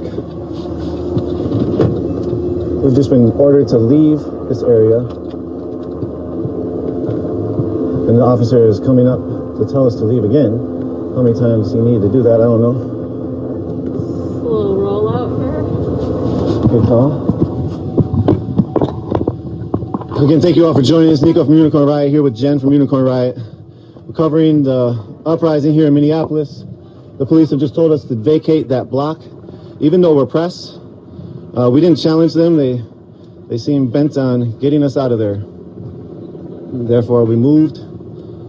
We're going to move down a block, try to catch the scene. I don't know, maybe we should move around a couple blocks. I don't know. Yeah. Yeah, go maybe like we'll try to give people some vantage points where they can see more things going on. You down more? Yeah, go down to 33rd, take a left. Let's go back up Nicollet when you take that left. So you see people out in the neighborhood. Oh, I got it. Shit.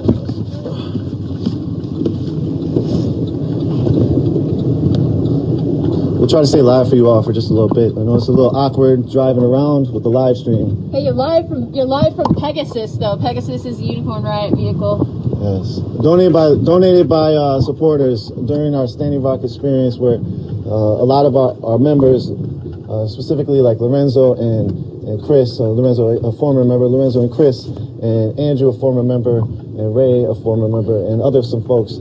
They did a lot of great work out in Standing Rock, and me and Jen also, we were arrested covering Standing Rock issues. Yeah, you can go one more and then take a left. Yeah. And then we'll come up, go another left up Nicollet, and we'll see how far it is. So yeah, thank you so much for the support we've received from our coverage. Again, we are an independent nonprofit organization, and we are a worker run. We started as a volunteer organization, volunteer operated, so all of our operations were volunteer, everything that we did, until we were able to garner enough support to allow ourselves to make a very, very meager amount of money personally for some of our media making. So with the help of you all, we are able to move it a little bit more above the minimum wage.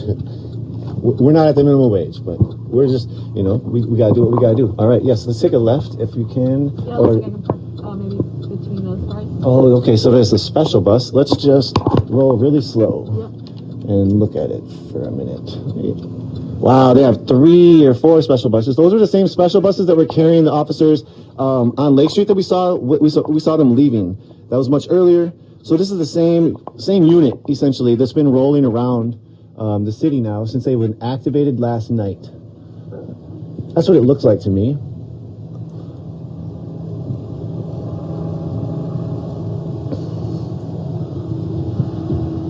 So this is the back end. This is 33rd and Nicollet. Okay. State trooper in the back. So the state trooper is usually in the back and the front of these transport buses. The transport buses usually either take protesters to jail after a mass arrest, or they take riot police to the scene. And so yesterday 2 days ago, we heard Amalgamated Transit Union representative. In Amalgamated Transit Union representative. Actually, you know what? We should just whip a circle and then go around a few other blocks. Okay. Give it a couple other vantage points. Thanks for moving. Oh, thanks. Do I have my phones?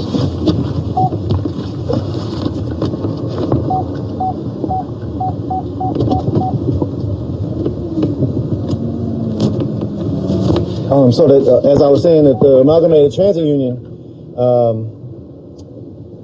they basically said, well, a member from it, I can't say it was a whole representation of the Amalgamated Transit Union, but a member actually said that they would not be participating in the Minneapolis Police Department's ask to transport protesters to jail. So that's usually what happens when there's mass arrests. They use and utilize Metro Transit, bus drivers and buses, and to arrest people, or no, they don't use them. They use them to transport the folks to jail from the arrest site. And so that was like a start in a lot of other people. There's like a list. You can find it online. The only ones that I know for sure, I think there's like 3 or 4, but the only other one that I know for sure is the University of Minnesota, who said that they will not be using the Minneapolis Police Department's services for security for their events nowadays or in the future. And so that's a big step for different institutions alongside, inside the city and around the city, that are then telling the Minneapolis police they don't trust them, they don't want to use their services, and to cancel their services. You see the smoke still billowing around this neighborhood. That's a lot of smoke from buildings that are set on fire, as well as some of the smoke that's left over from the munitions that the police have been shooting. But the fire is thick in the air.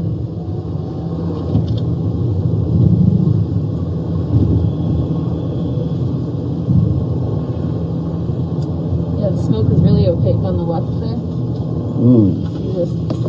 Here's the precinct right here. And you probably don't want to go too slow because I think they're all looking at us.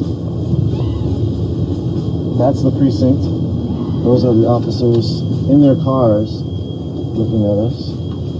And here's the smoke. Oh man. Sometimes the focus just doesn't really focus. Oh, they were lighting the... Have I slept lately? No.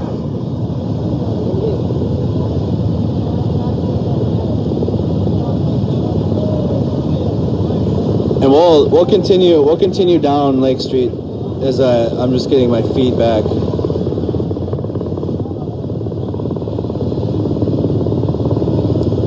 Yeah, they were last night at the 3rd too, Luke, but they gave up eventually. You guys can see the situation play it out.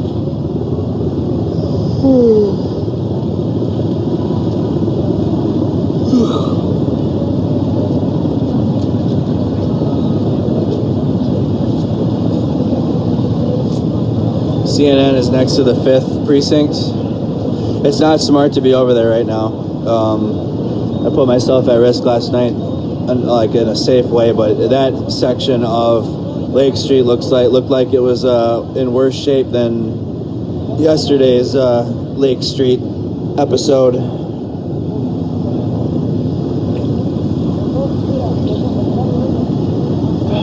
They're doing good. Yep, they're doing good. Yeah. All right. So we're checking on the guard too at the same time. We got the news crew there behind the fire department. We probably won't be able to speak to any firefighters because they are all working their ass off, honestly. What's that? That girl's really nice. They're doing like a handshake and stuff like that. She's wishing them well.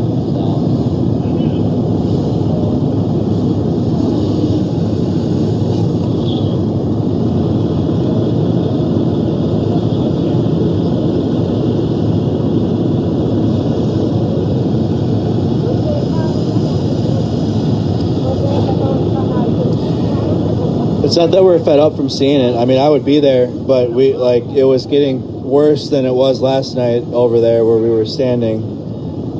And then once I saw a text from a very reputable source saying that there was about 100 cops coming down, moving in slowly, it was time to move.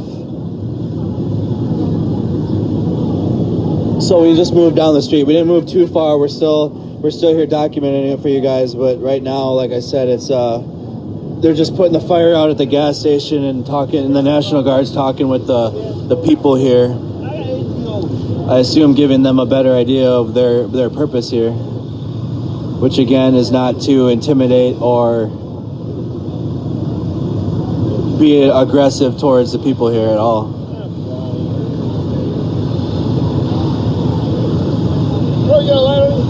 Oh, bro.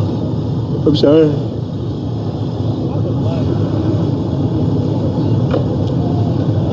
Yeah, we're taking a little break, letting my feet rest a little bit. Yeah, you've only put on a few miles. Yeah, only just a few. Just a few. But this is a comfortable spot at the moment right now. It looks like we got a news crew. Kickflip. He did it. Camera. Did he do it? Yeah, with the board holding the camera. That's pretty good. Good job, bro. Yeah, the lighting. You can have it.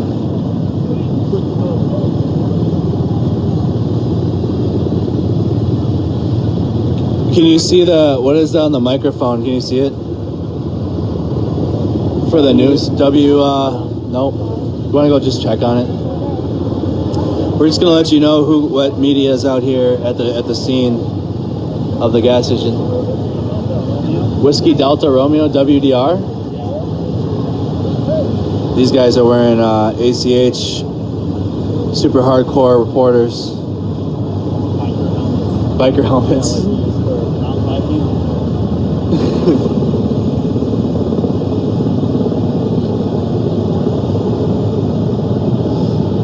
Yeah, so and the other problem about the 5th precinct too, you guys, about why I'm not over there, is they're signal jamming over there, and I had the most crisp service for my stream last night, and we were not getting that at all near the 5th precinct. They kept cutting out. So that was between that and a very reputable source letting me know that they're becoming more aggressive at the 5th precinct. It was time to walk away.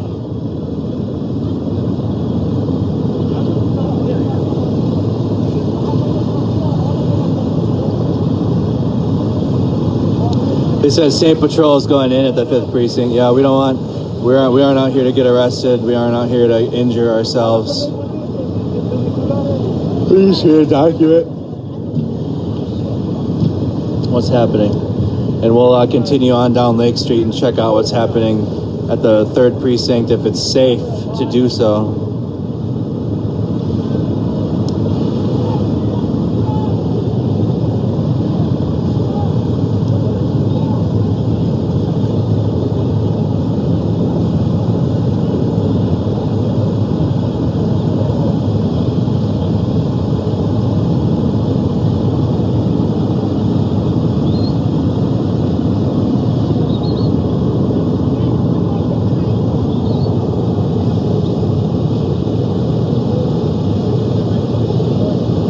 Alright, time to go down the street.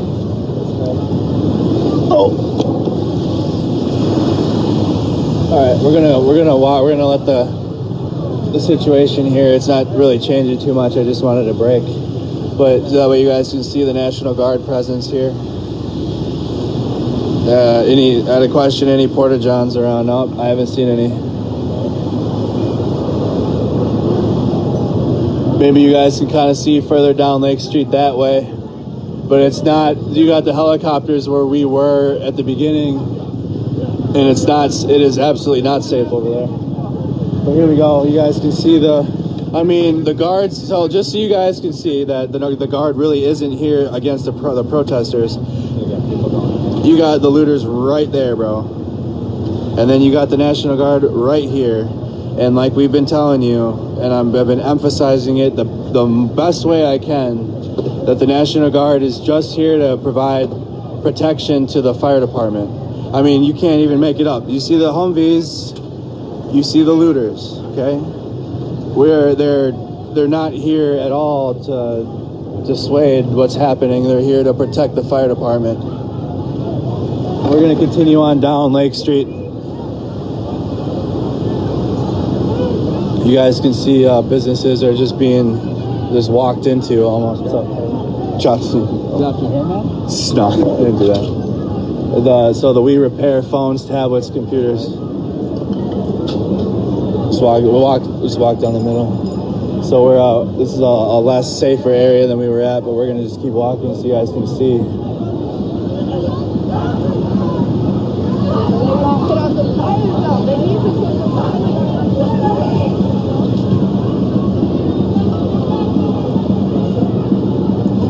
We're just walking. The Boost Mobile. We're on Lake Street.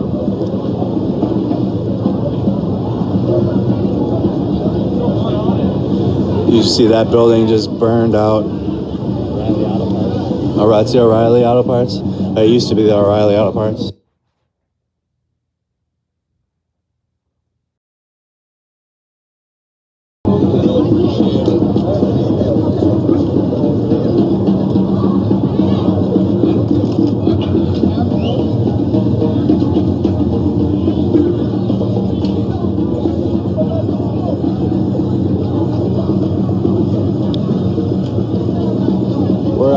What? I don't even know what. No, there's no streets now. We're on Columbus Avenue and East Lake Street. Where are we at? So we're just avoiding people here in this section now of Lake Street, but it's more of the same. I need that scooter in the middle of the street. That would be nice. I'm all out.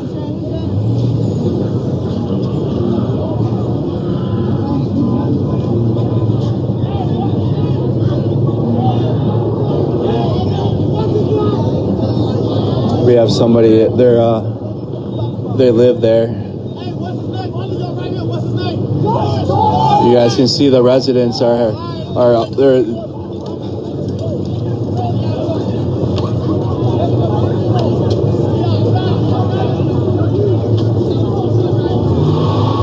The lady, you can hear her express her, but now it appears the Hey, Weston, what's the name of this business? Yeah, that one. So what's this one? What is it called? It's something Express. The Express. Take a whole bunch of goofy ass videos of her ass post all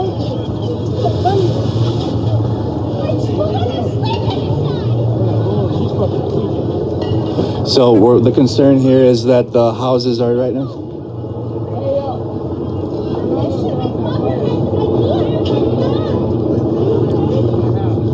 There's kids in the house. Well, don't do this then. Don't get in stuff that's This is why we're here for this, to see just the community. I don't know if you guys would be able to see things like this. Don't do it. We got back to the other side of the street right now. This is not going to be good. So we're getting into the residential section of the city.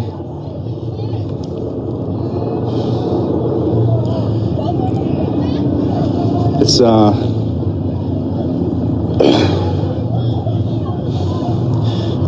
I really hope that they leave their houses here, because this building is on fire.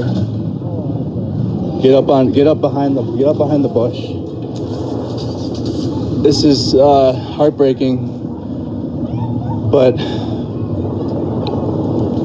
the people, hopefully they evacuate the houses here. At least the house right next to this building, because this building is smoking. You doing all right, bro? How you doing? Oh, you're good.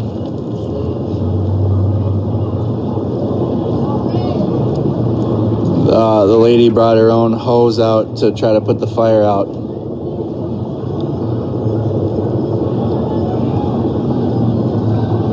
They're fucking up our communities, though. That's what I'm saying. It's a black community, bro. Supposed to do this dumbass shit in Bloomington or something.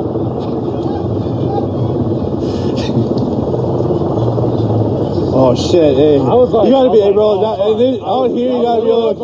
Yeah. I was like, what the Woo! I did. That's what we did. We looked. No, we did. We looked as soon as you stopped.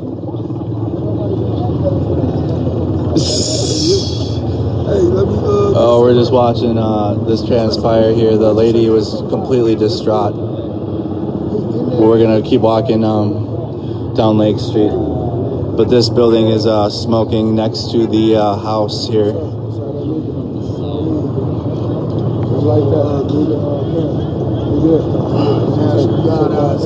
I really hope that these houses start to evacuate here along. So this is the concern that a lot of my family have and friends that live in Minnesota. We live here.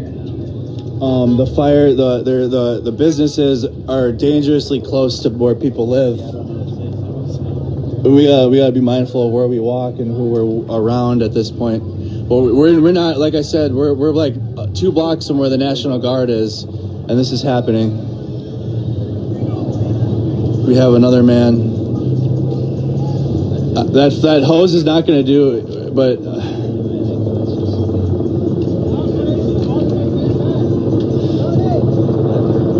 so he's trying to figure out. This building is on fire at the moment. So you guys can see the Midtown Center.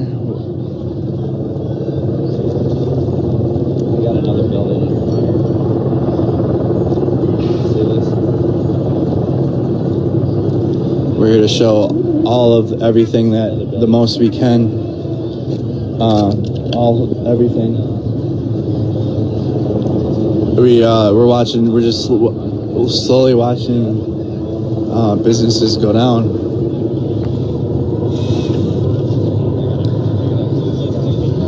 This is incredibly tough to watch here.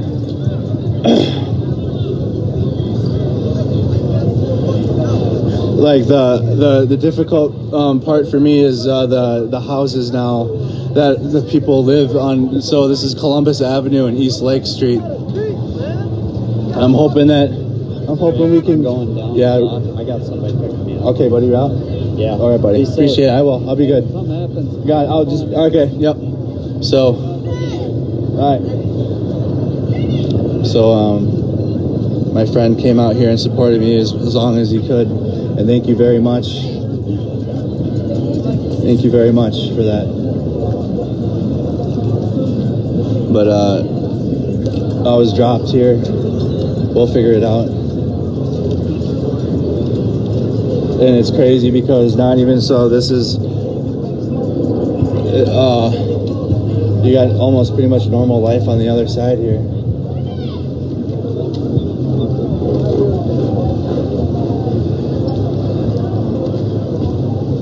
That's not my job. My job is just to hold the camera.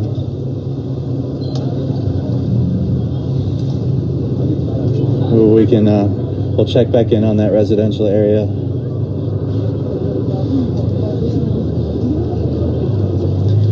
Where can she take her kids? We're gonna run, but we're gonna circle back and check that area out and see what we can do. But there was already a group there, and one of them was a first responder. She next to the camera crew, and we want to kind of let the people that are professionals do their job as best they can.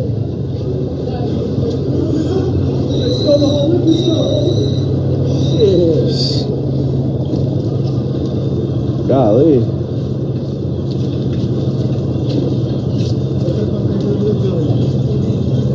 So I didn't want to get faces, but the whole cart was full. We're gonna continue walking down Lake Street. This is the Los Ocampo.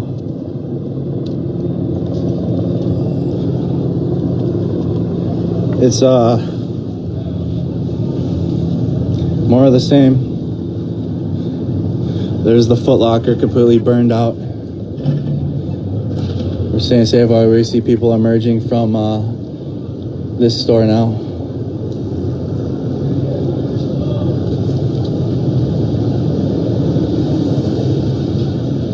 Somebody get this one. Those of you that remember the auto zone from Wednesday.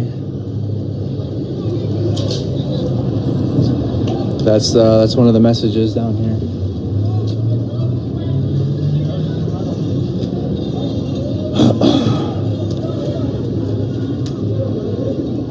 Chicago Lake Liquors.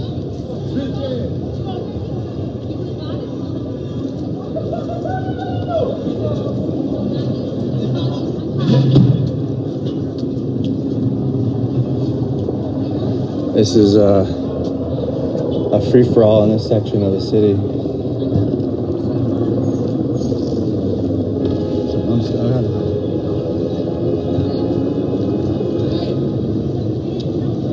Again, we're not trying to get faces in the camera for my safety, but the Chicago Lake Liquors is being raided, so we can assume that they'll light that one on fire. I really hope not, because it's a historical section. So we're just gonna kind of keep walking and just show you guys the scene here, and kind of stay away from the rioting. That's at the 5th precinct, because I guess they're not playing around down there. I'm gonna kind of try to check out the comments.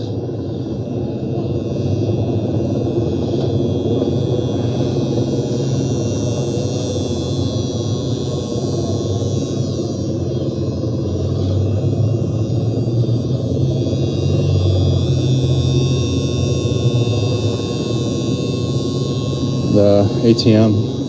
Again, I'm not trying to get faces on, just a little pan so you guys can see. It doesn't matter what it is here. It's getting ran through. So I see another. So there's people like me out here, like this gentleman to the left with a camera bag, and he's got, looks like a medical bag. And he always has the same exact bag as I'm wearing. So we're gonna kind of stick around. You got people checking on the ATM machine as we're walking down. AutoZone, the banks.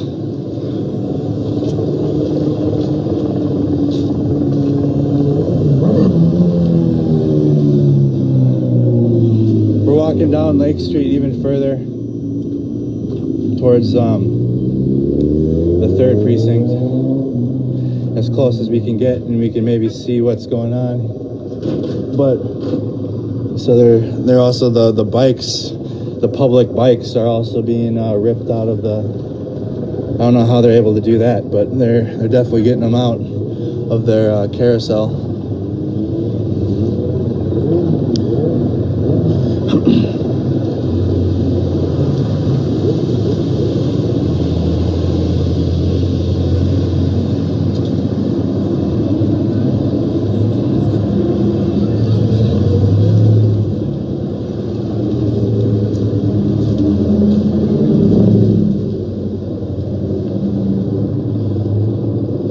We're just still documenting just what's happening. And we're gonna go check on that fire in the residential area.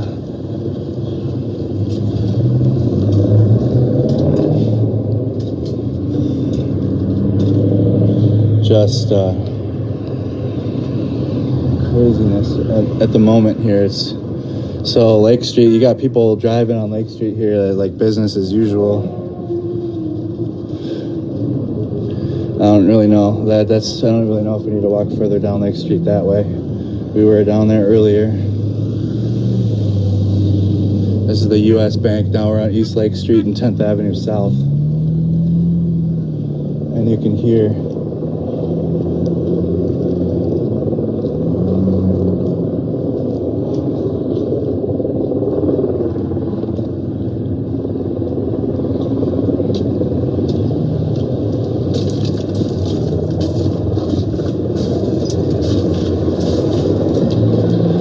glass everywhere.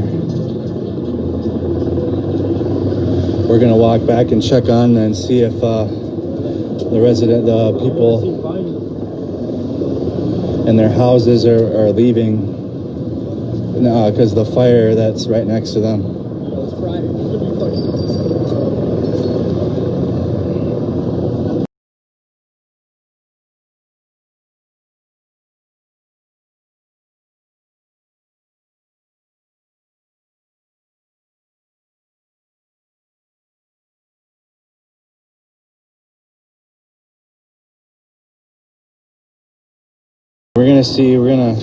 Maybe we can walk up to a National Guard soldier and just ask him a question.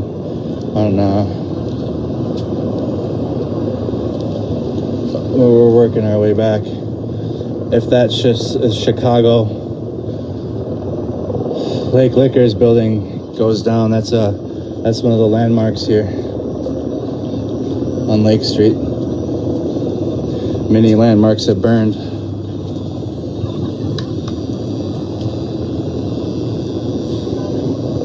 Yeah, I can't comment on what's going on at the White House. I'm not there. We're staying to the opposite side of the street. So, to my left is, again, I don't want to put faces on, but you guys can kind of see here, it's the liquor store is being completely looted.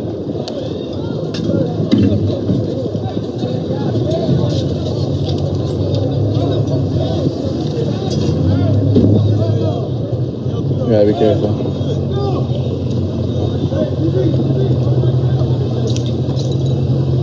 The Chicago Lake liquor store is currently being looted at the moment.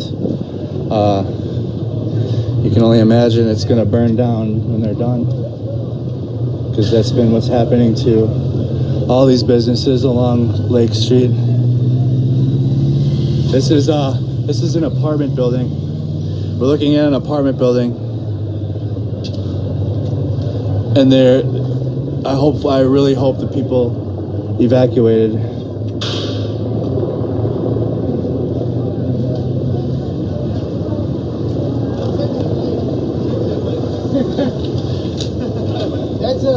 It's very hard to get a live stream at the 5th precinct. They have a signal jammer.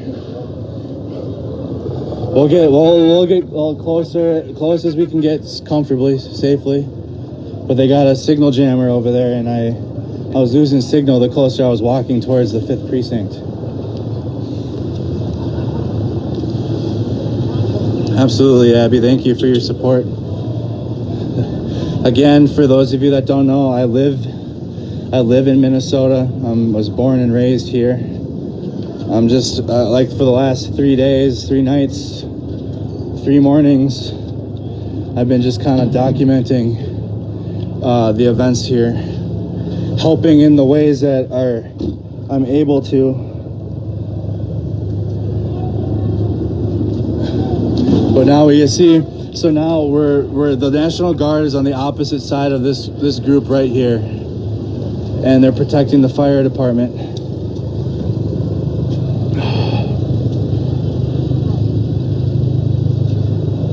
We're gonna check in on the people over here and maybe see if they've left. But the oh no, they're so it looks like some of the people are shooting the riot and the riot people with fire extinguishers, because now we can see some of the people that were here earlier with the peaceful protest with their hands up in the air, and they're spraying people, the rioters and looters, with the fire extinguisher. This is what we're worried about here back at Lake Street and Columbus Avenue. I really hope the people here that live here are leaving. I don't know. Hopefully they can get out, especially this house, as the fire continues on into the tree. The tree is right next to their house. Hey, oh my mama, niggas, you not here for the riots?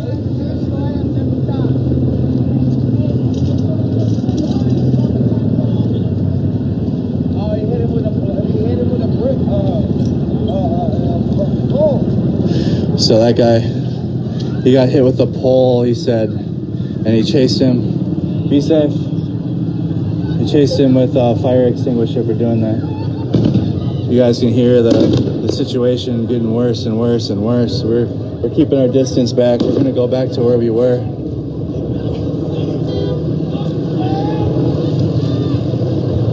We're gonna stand up by these guys here and see if so it still looks like they're trying to maybe. Are they trying to put it out themselves? The people? No, it's not. You good? Hey, you good? Like, I ain't do shit. We're gonna walk away from that. I don't like the way that looked. But our main concern is the house here. It's pitch black right now. You guys can see how clear it is right here.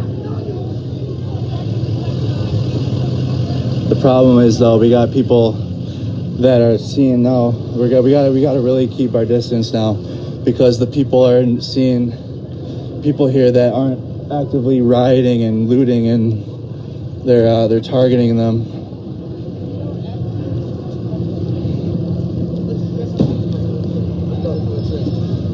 Like, so what's about to pop off? I want to see that shit. I know you want to see it, but like, dude, I'd love to see it, but I ain't going to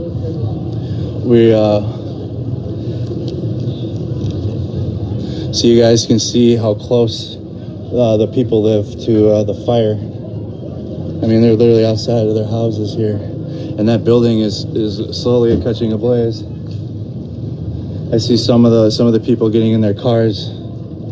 We need to. I really hope and even the people, they have a sign in front of their house that says "Justice for George Floyd." We're keeping a distance from everybody right now.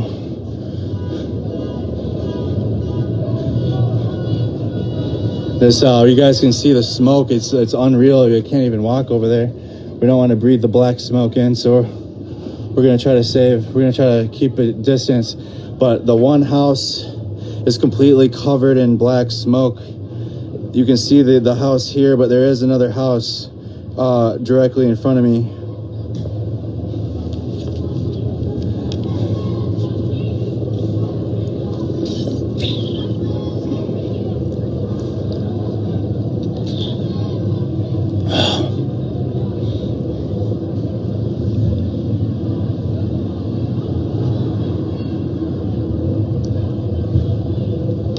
And the people convinced the looters to leave the apartment complex. Yeah, I was out in front of that apartment, and we were trying to help them dissuade looters, but we gotta back up even further because the black smoke is getting worse.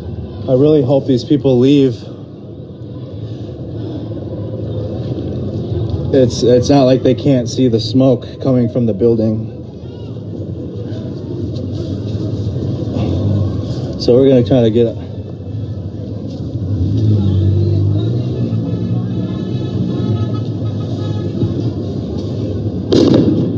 Okay, we're gonna move now. We're gonna kind of get out of this part of the city. We see the fire department moving to the left. We're gonna get out of there. We're gonna move from this spot.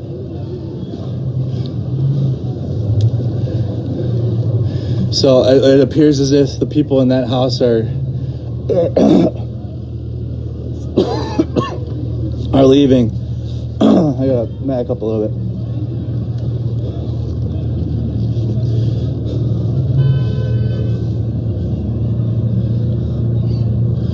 Man, I live here. I'm going to be documenting it the best I can, but that crowd right in there is not a safe crowd even at all. They're chasing people. They're chasing people. That car just ran into the back of the car right there. It's not safe right now at all here. We're trying to keep a distance as best we can. We're moving preemptively to stay away. But as you guys, the smoke from that building, I just want to make sure that people are able to get out and leave. But you guys can hear it's just getting worse and worse and worse. I'm okay here now.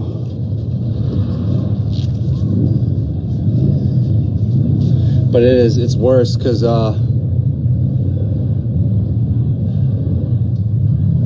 you guys can hear motorcycles now coming down Lake Street from a distance. Where we got out of the smoke. The smoke's blowing from the camera from the left to the right, so we're not inhaling the smoke directly. But we're on the sidewalk. We're on the sidewalk, and you guys can see we're right next to the houses.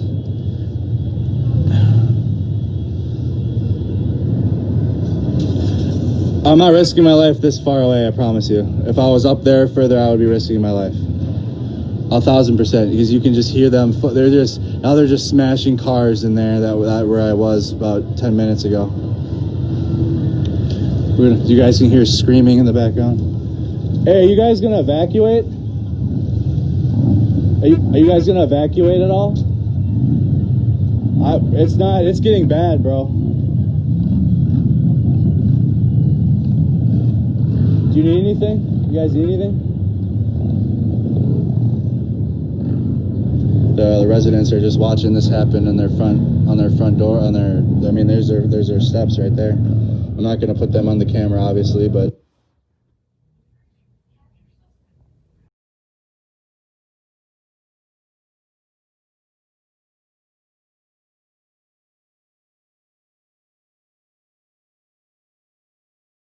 really hope the people along this street are safe, because they live here. This is where they live. They're from here.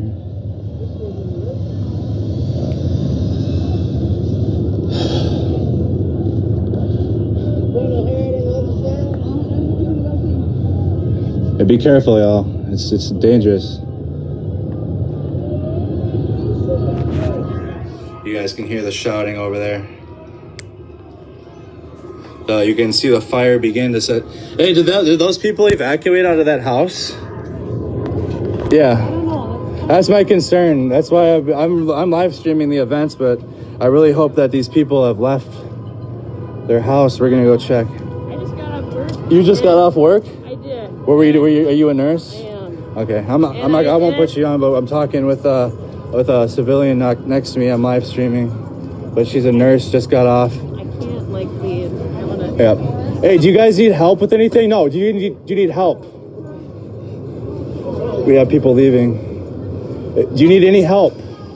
Yes, I can help. I'm a veteran. I can help.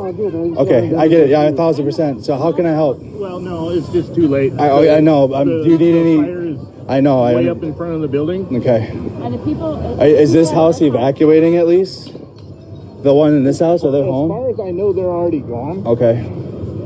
I'm a nurse. I just got off. Yeah, I'm in the military, so I'm been looking out and trying to help. But if you need help bringing anything out, I can just help bring it out. Yeah, that's them. Okay. So I have a pretty heavy live stream audience. I've just been documenting what's happening, and my audience was concerned when they saw. Was that your wife out front, sir? That was a neighbor then. Yep.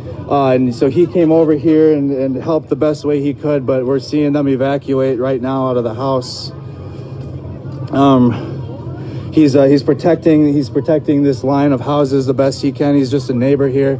This lady's rushing everybody out. So that way I can't even. It's not even. The kids are. This is heartbreaking. I really hope that these people get out of here.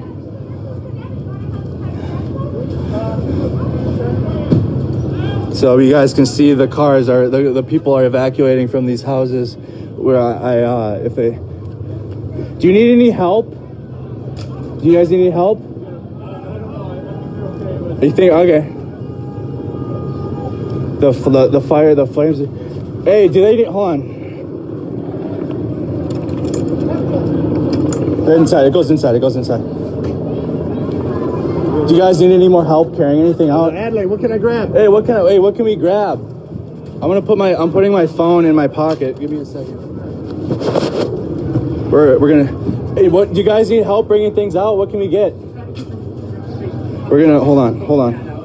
Is there anybody in the That's why I want to find out. I don't think so. You don't think it's incredibly hard to breathe? James, do you have keys? Do you guys have anything else you gotta bring out?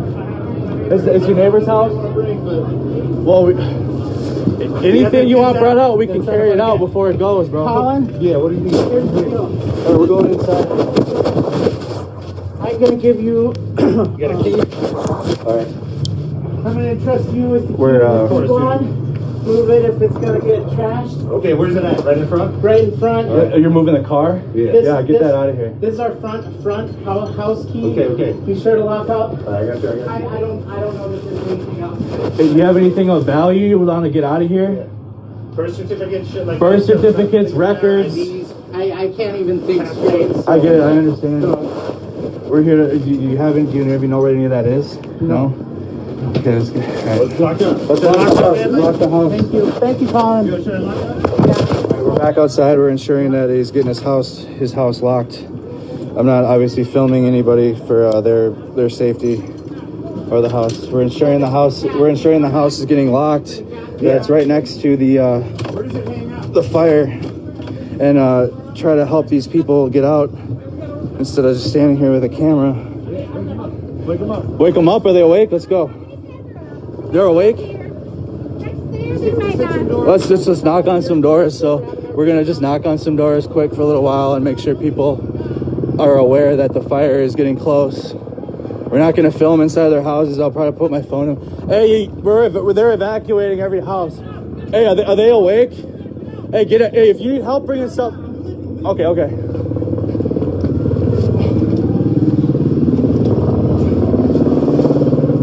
At least make sure that people know. We gotta get these people out here. Yep, we're trying to let them know. I think the people on the left door evacuated. The guy on the right side said he's leaving. Yeah, there's no one. They must have left already. Hey, they're evacuating these houses here. I'm just a veteran. I'm just out here helping. That's all. That's my intention. I'm just helping. Yeah, I'm just helping. Okay, so you guys are okay right here, you think? Okay. Yeah, I'm just helping. We helped that gentleman, that neighbor, bring out some of his things. Okay. We're trying to get his like birth certificate out and everything like that the best we could. Yeah, they didn't want too close. Yeah.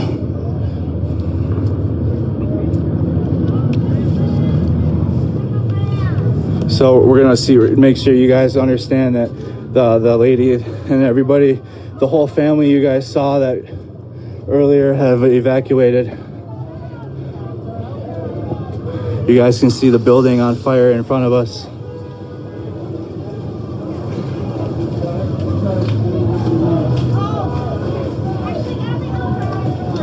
I mean, you got the kids that are just in complete shock.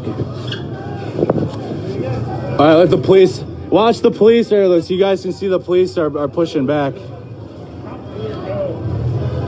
Yeah, get out of here, you guys.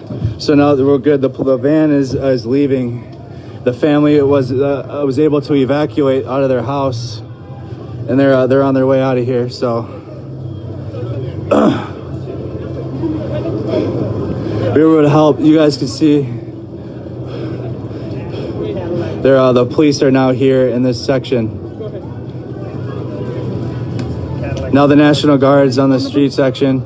So now they're moving in towards this building. So that means the fire department's coming to put the fire out. You guys can hear the shots to the down Lake Street. We're gonna stick around here and help the people that live here the best we can.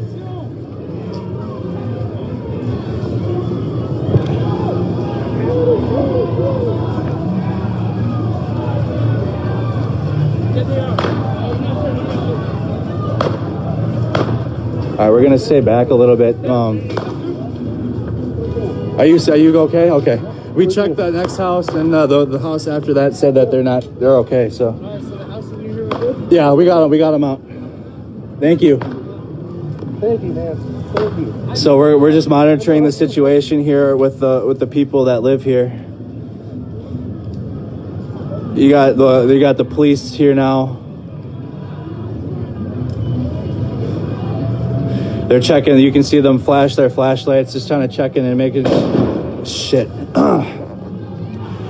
Hey, they should probably get out of there. That thing's not that hose isn't gonna do much.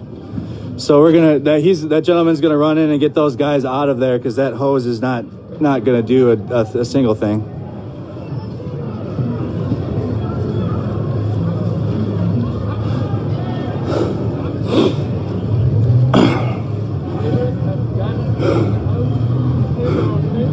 All right, it turned into a different type of care when I saw the houses. We're getting close to this fire. I mean, we're sitting. The house is right next to it. So this is the house that we helped evacuate, but there is another house to the right, and we're gonna get around. It's a little bit safer in this area now that the guard and the riot police are here with the fire department. But you guys can see how close this fire is to these houses. You gotta go left.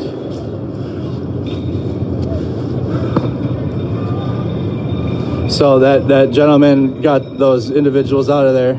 So the fire department can do their job.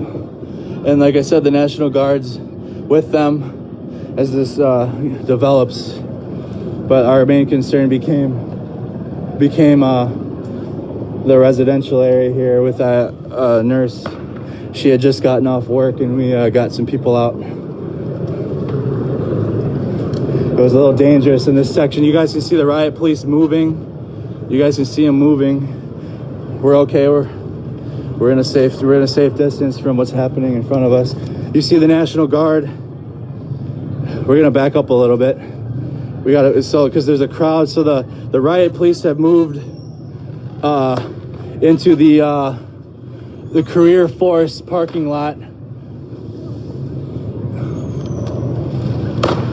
We want to keep a safe distance.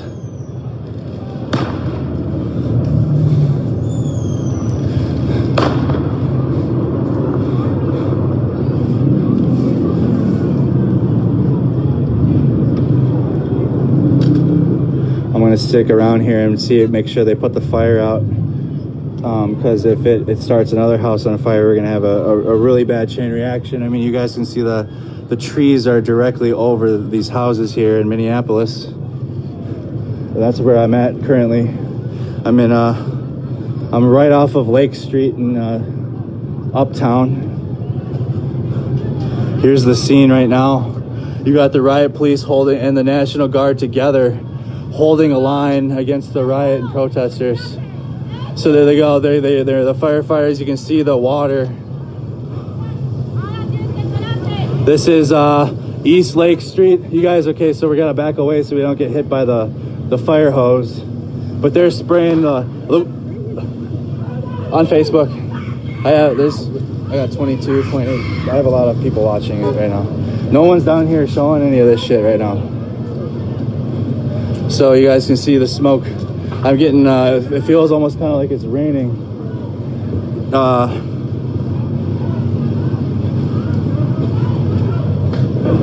Okay, so we got the people. Is that their house? Okay, we gotta, hold on. Oh shit. Run, hey dog, just, is that your house? Get them out. You got, hey, come on, just come on. Come on. Do you have anything else? Do you have anything else? Is there anything else? No, it's in my house. It's my house. It's my key. Hold on. Oh shit. Okay, hold on. Hold on. Is there a cat? Which one? Hey, yeah, we're going in for the cat. This one.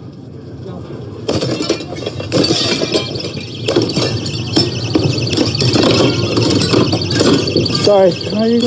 I'm trying to break away though. Be careful. We're getting the cat. We're getting their cat. Break. Hey, watch the glass on the sides. Watch the glass on the sides. Careful. Don't cut yourself. Where is their cat? Do they know? It's probably hiding. I don't know. He shouldn't be in the house. I know. Hey. Come on. Hey, that's it. The house. Come on. Get out. You can't find it? Oh, grab it. Grab it. Get out of the house now. Yep. If you can't get it, dude, you gotta come. The fire's right over the house. You can't get it? You can't get it. It keeps running away. It keeps running away. You gotta leave it. You gotta leave it. We tried. Come on. Watch here. Okay. Hear her voice. Yeah, it does. Well, at least the window's open in my room. Yeah. Damn, bro. We tried. All right. We tried to get the cat. We couldn't. I do have tools to be able to help with that. But the main concern we're with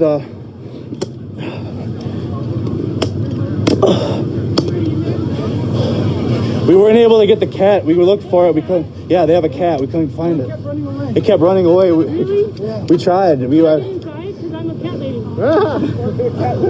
broke the window. We got the window open and we got in, but it's jump out on its own, hopefully. They're okay, good, yeah. They're pretty smart, so unless it's really scary. Do you know the cat's name? No.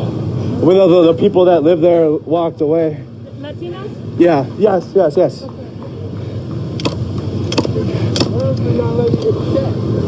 Did you guys get it? No? No, we saw it. You saw it? We saw it, but it wasn't hot. Yeah. Operation Get the Cat Out Alive. Yeah, she's on her way. What?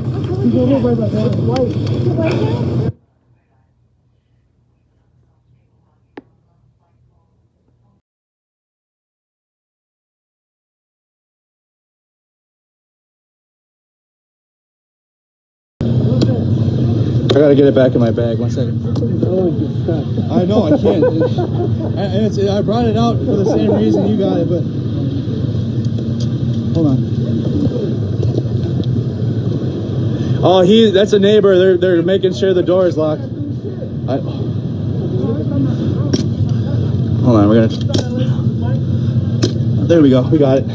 We got it collapsed. You got the cat?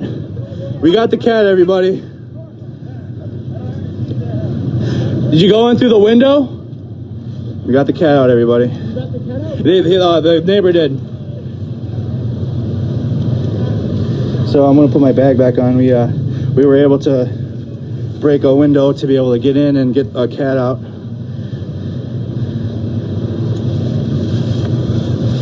So there you guys can see this man is carrying their cat. They left. You guys can see I can't even walk there because the fire hose.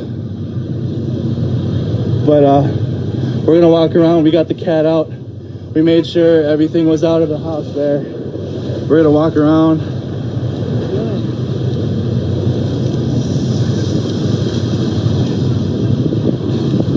It's incredibly hard to breathe.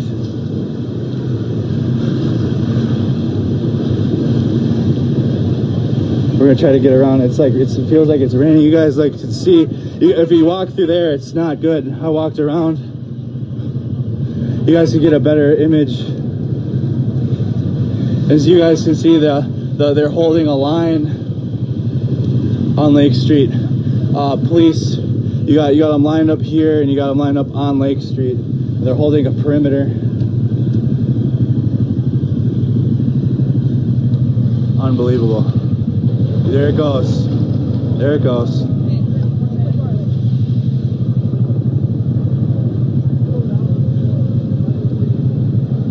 Yeah, the neighbor went in after we opened it, and the neighbor knows the cat better than I and the other individual. So I assume he was able to call its name out, and he got the kennel and everything. So all the people in these houses that you saw have evacuated, including their animals. We were able to get them out.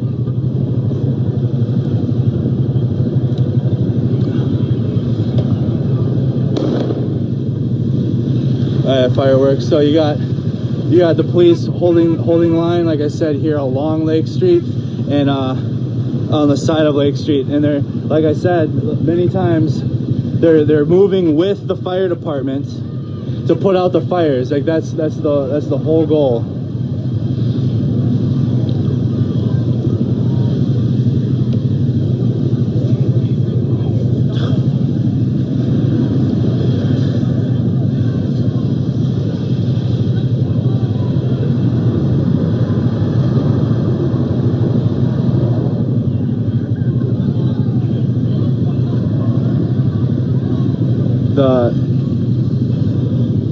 The people that were worried about the cat are going to be very happy that we were able to get the cat.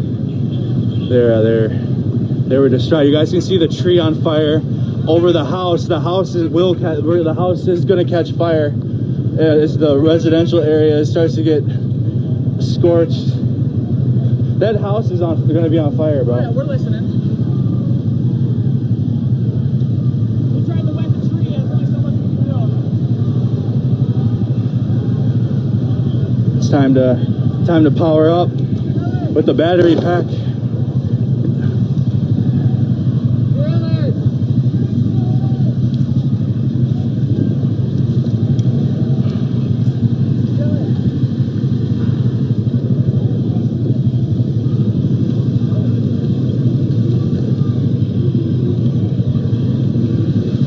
I got masks I can hand out, but I'm trying to grab my battery pack.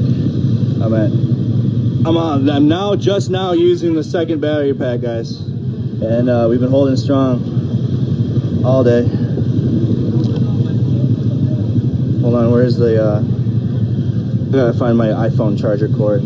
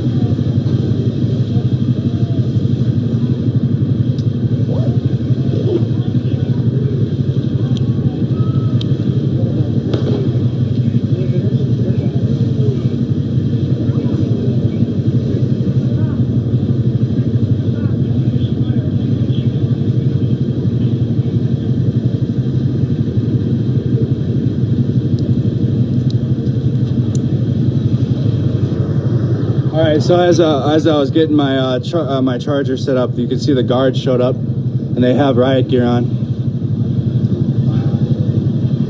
They're, like I said, they're just keeping a. Oh, okay, go ahead.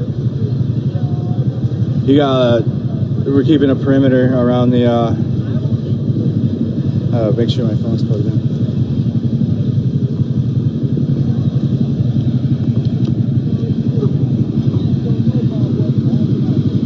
All right, we're charging.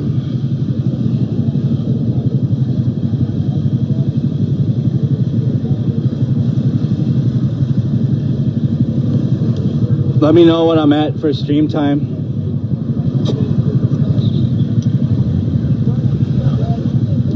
I'm an animal lover. If that was one of my dogs, I would have lost it. If it was one of mine in there.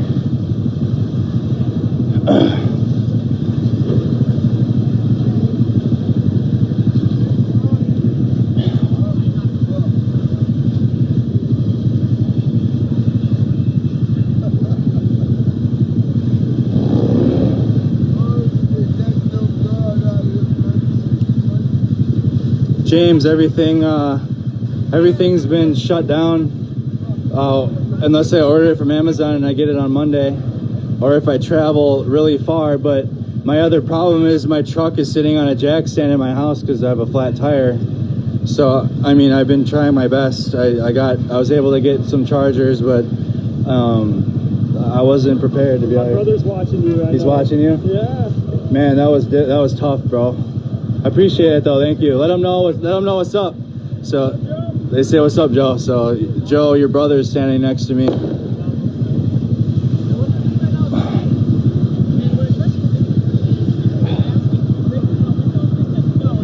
So you got the red truck behind the National Guardsmen. The National Guardsmen are they're like I said, they're just here to protect the fire department. We don't want to get, we're okay in this parking lot is okay now, because I mean, you got the police along the side, and then you got the National Guard here. So this parking lot's okay. I think they're moving the riot further and further down the street. Because I mean, like I said, we were just about another couple blocks down watching the National Guard protect the fire department at the gas station, but now they're at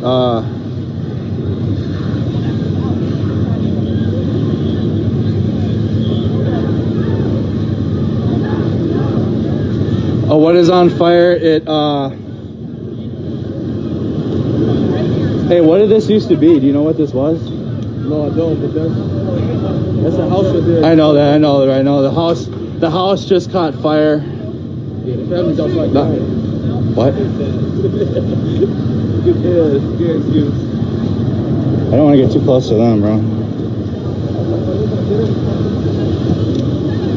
You can see the house. We were able to get the people out and the animal.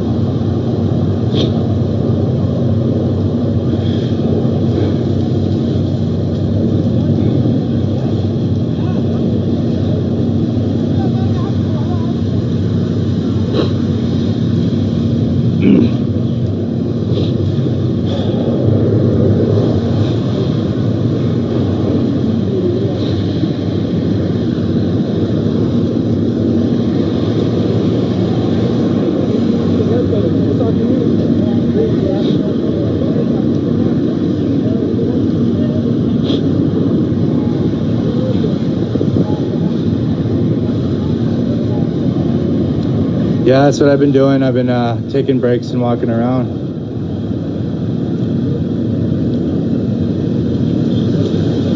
I hope this is I hope this this changes. I hope this is what it needed to take to get the message.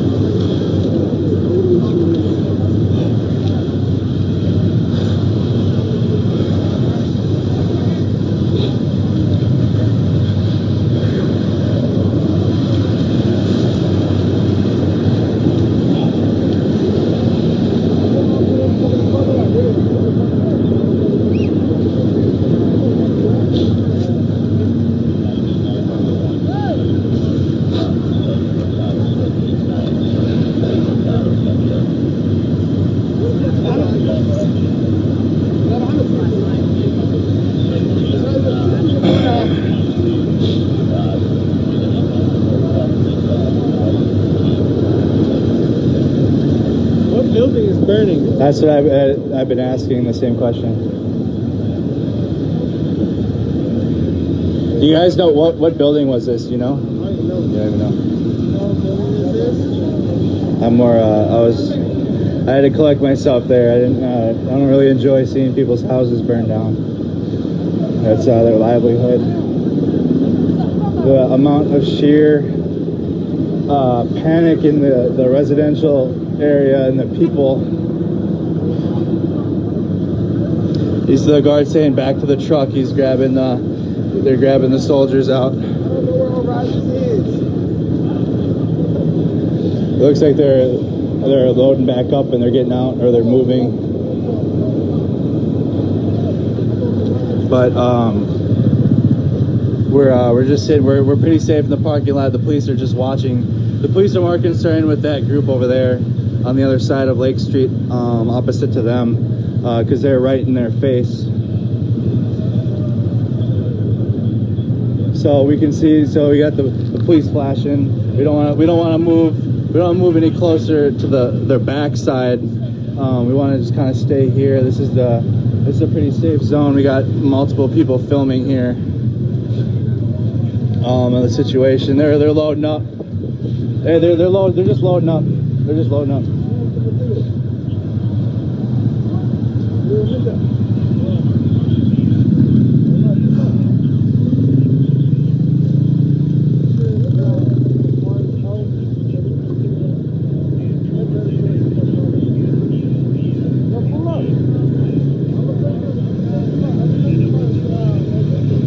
I'm on, so there's the career force. You guys can see the Uptown building. The guard is moving so the fire department can get to this side of the building and hopefully start working on the, I don't know, preventative, so that house doesn't burn down. But you can see the soldiers are just getting drenched from the fire hose from the ladder hose from the fire department.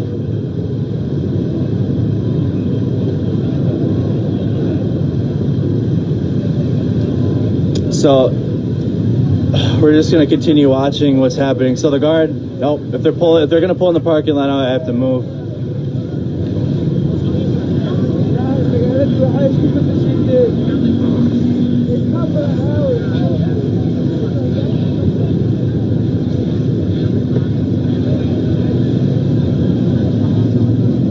All right, so the smoke is moving towards us, so we're gonna back up just a little bit.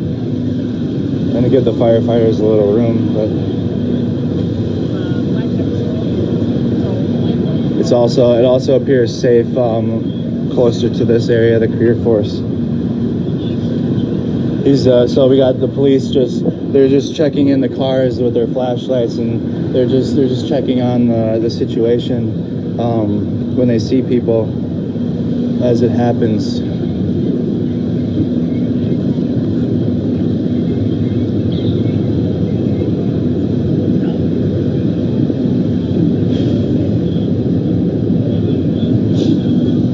So there's the police line.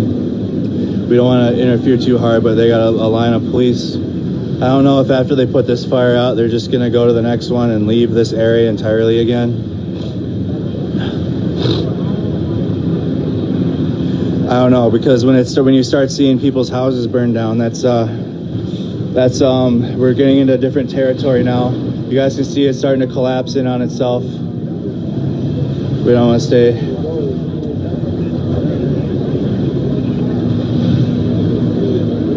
We gave the fire department some room. You guys can see, I mean, the police line is right there with the people that are protesting in the street.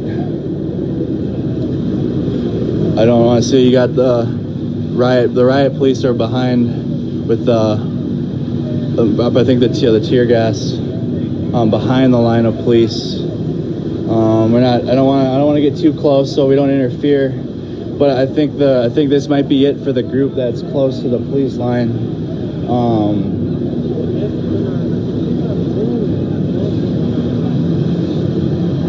But we're watching the fire department put out this fire.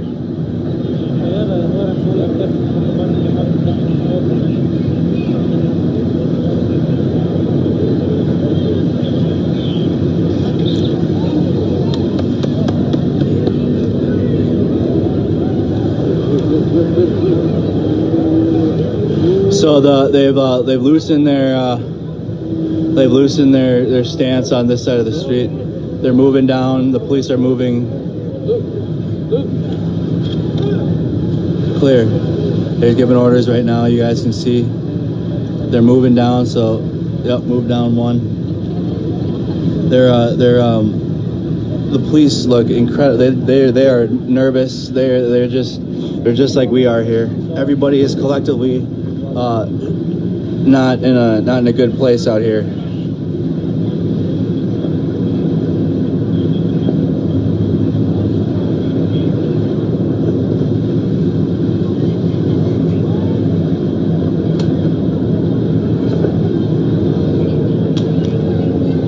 So, and the police see this parking lot here, and they've spread out a little more because they understand at least right now the people that are in this parking lot are either around here or were helping in this area, or just kind of just sitting here and watching their city slowly burn to the ground.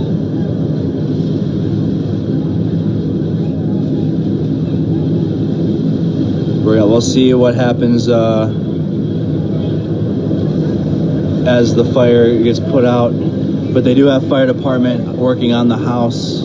In between the house and the business, you can see them working on that house that we were at. I'd say, I don't know, what time is it? I don't even know what time it is. It's the morning. I don't know how long ago, but however long we were there with the people there. But that's how close this business was to the residential area. You can see the firefighter flashing the light on the house, and they're putting the fire out along the right side of the house. You got the big one putting out the commercial fire, but the residential fire, you got the firefighters doing the good work right up alongside the house. That might be a crappy quality when I zoom in that far, but you guys can see the fire department.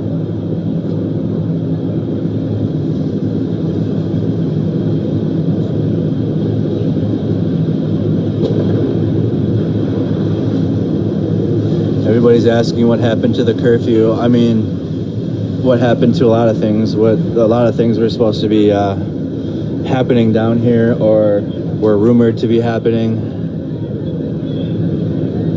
But unless you were able to see it for yourself, or on my live stream here for you guys,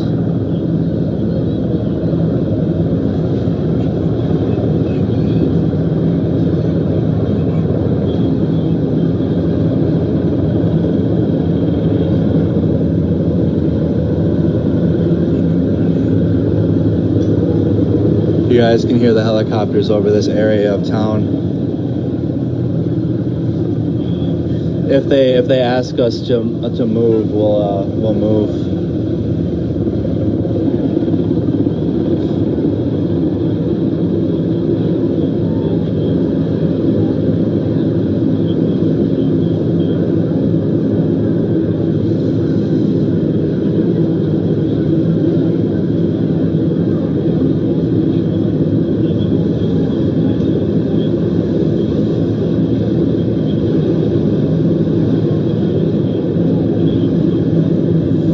Watching the fire department work on both the house that was right next to the business,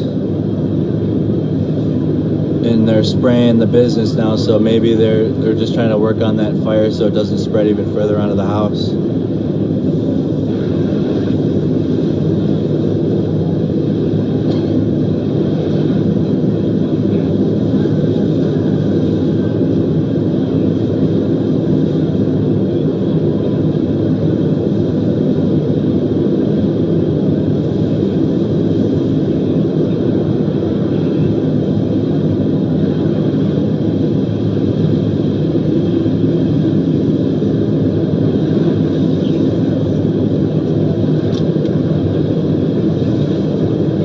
Any of my local friends still awake, I'm gonna need a ride back to Fridley. I haven't been able to answer text messages or anything for the obvious reasons, but anybody that's south of Lake Street, not north but south, that would, if you're out of the area, don't come around here, but if you are living around south of Lake Street, I'll need a ride home eventually. We're still monitoring the situation. Here, they're still holding a police line.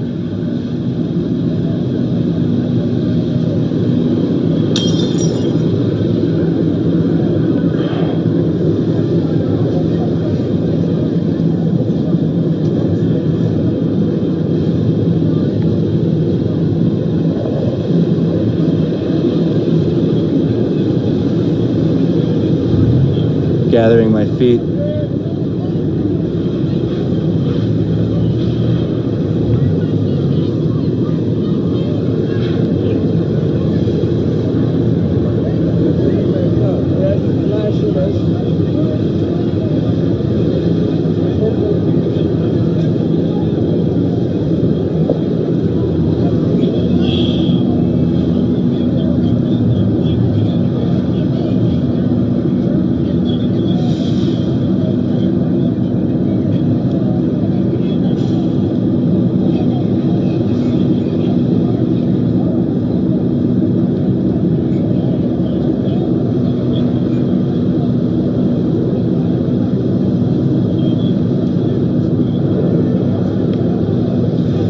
The house, they look like they were able to put the house fire out, and they set themselves up in position to preemptively not allow the fire to get onto the residential area.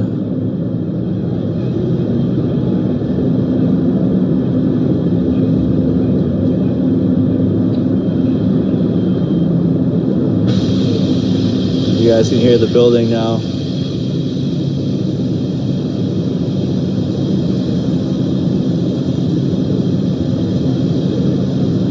I mean, you guys are speculating a little bit too much. It's we don't want to feed into that. Don't speculate on things that we're not looking at. You guys are asking about things like martial law, etc. And I mean, we're sitting fairly close to both riot police and the National Guard. And let's actually go listen in.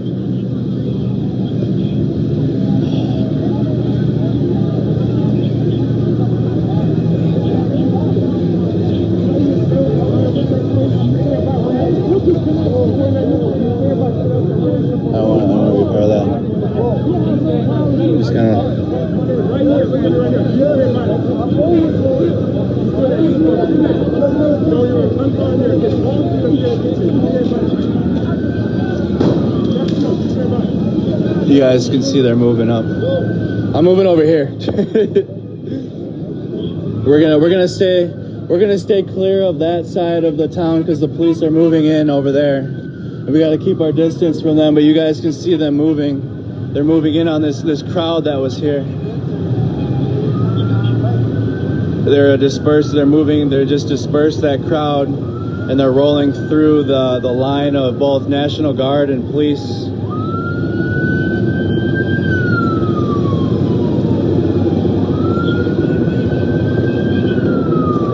You gotta be tired as hell, huh? I bet.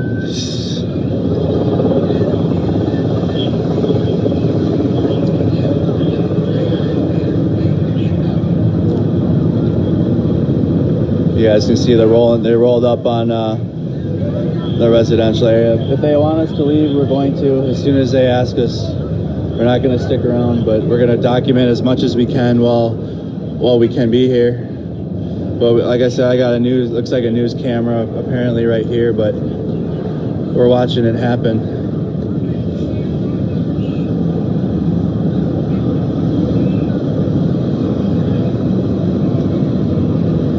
You doing all right, buddy? Good. Standing kind of talking next to the National Guard zone.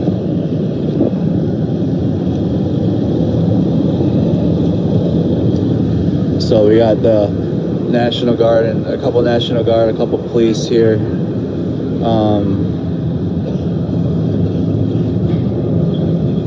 So we can still see them back at the gas station, but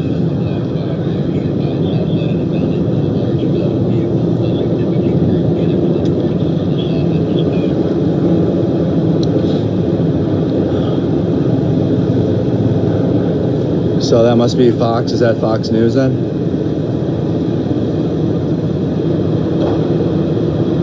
If I don't know, so if that is Fox, I don't know. We're keeping a good distance from the police and the National Guard, so we don't interfere with them and make them worry about what we're doing here.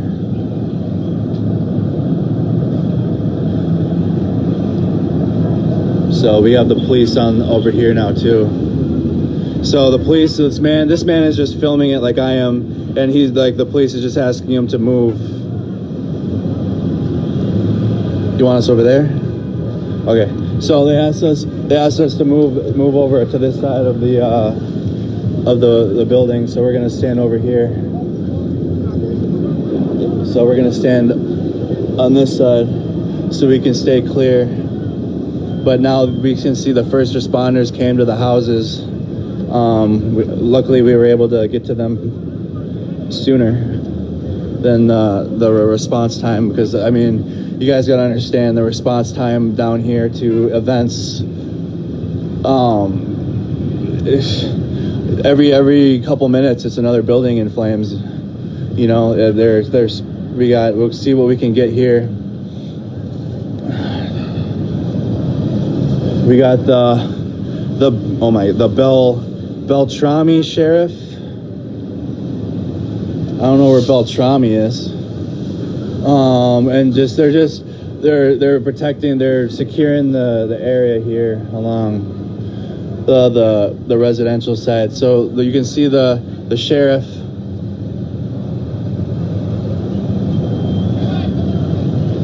So they're just protecting the group here.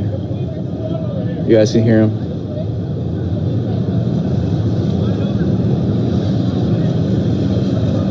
Okay, these sheriffs, they're armed and they have mags in. So I don't know where Beltrami is. Hey sir, where's Beltrami? Okay, but they're from up north? They're from way up north, okay. Again, I don't want to try to annoy the first responders with questions, but we'll ask them if it's appropriate to do so.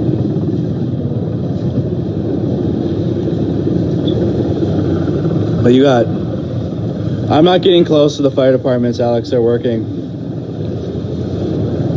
It looks like just That fire, it says E19 on the side. If you see the sheriff from Beltrami, which I have no clue where that is, Bemidji. So Bemidji is where the sheriff is from, and we're south of Lake Street, about a half block in Minneapolis.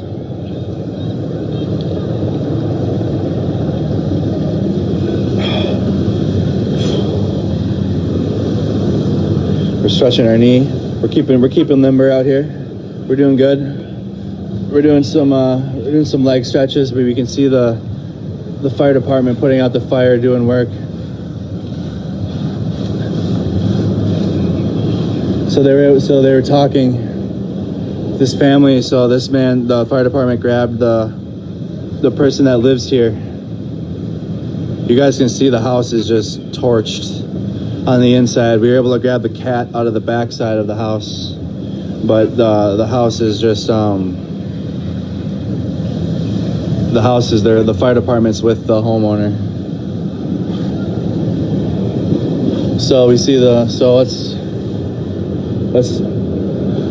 so they're starting to develop a line inside of that parking lot we were sitting in. They're expanding out further. Hey, am I okay if I stand there? Yeah, okay, that's what I figured. No problem.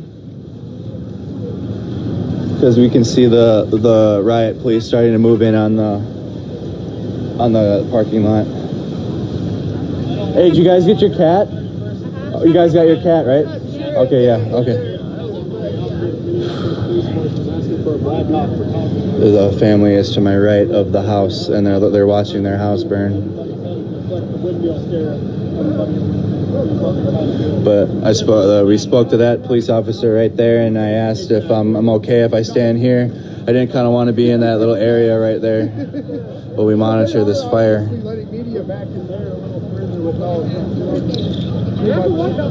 The house was not an intentional target. They're targeting the commercial buildings, but the house is within 5 feet of that building right there. So anything that caught a blaze inside of that building, it was gonna wrap around to the house, unfortunately, and it's a beyond sad sight to see. Okay, guys, we can see Care 11. So this is Care 11. Getting all nice and set up. So Care 11's out here right in front of me.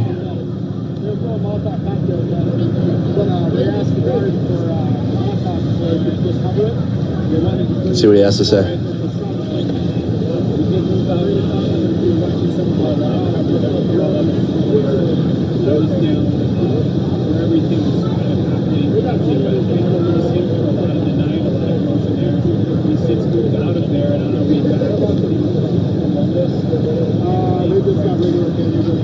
Were they really at the 5th precinct?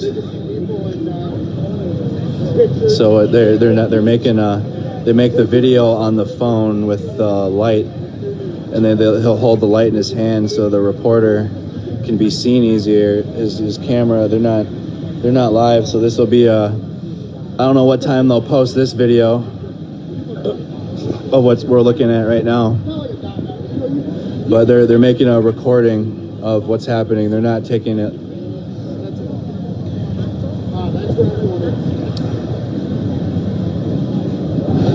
But Care 11 is standing right next to me.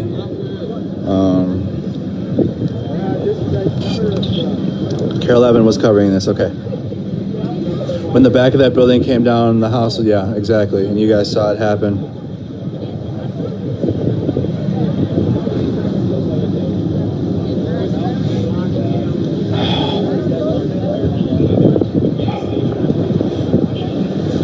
Oh my goodness. Oh. So he just admitted he wasn't here for any of that. So there were no news reporters here where I've been.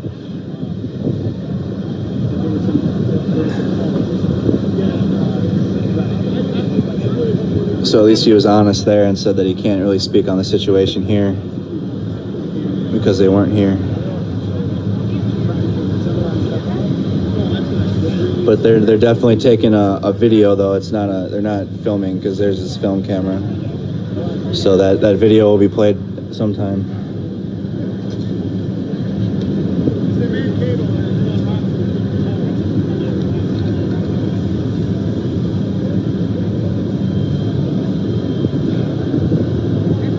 Probably calling his producer. I am sitting and resting. I'm here. I'm with Care 11. Apparently, they're right in front of me, and I'm sitting along, just kind of watching them put out this fire. And when it's safe to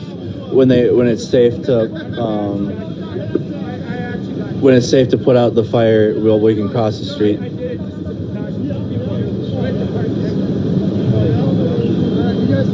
So now you guys can see they're getting the camera, they're getting the actual recording equipment ready, and their microphone. They're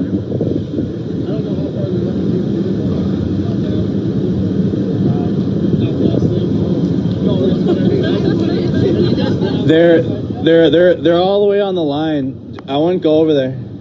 They're on the line right there. Just don't go over there.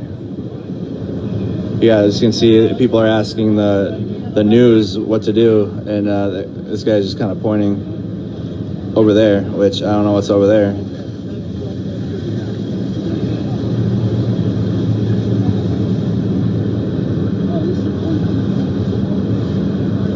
The drone footage, so yeah, those are media drones that we were seeing. Military police were only put on alert. That's what I'm saying. So they got to get all set up. They need to get a transmitter. Hopefully they do some honest reporting.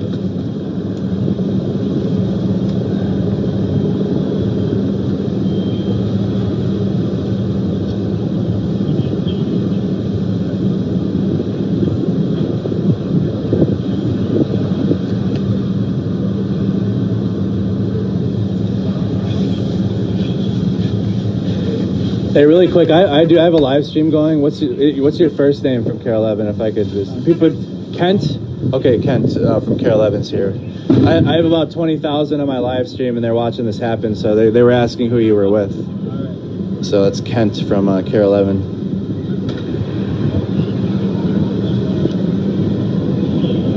I mean, if you guys can hit up Care 11, we're looking right at them. They just got here. I'm more happy that we were able to help the residents than anything else. But we'll be able to cross the street hopefully after the fire dissipates. It's chilly because it feels like we're getting rained on, almost like rain's coming in. So you guys were at the 5th precinct then earlier? Yeah, well, that's where I started there, and then I was losing signal, so I had to move down the street. Yeah, like I was fine last night because I've been here the last couple nights, but when I got closer to the 5th precinct, my live stream kept cutting out and I couldn't. Yeah, so I'd have to walk away. Yeah, it was intense.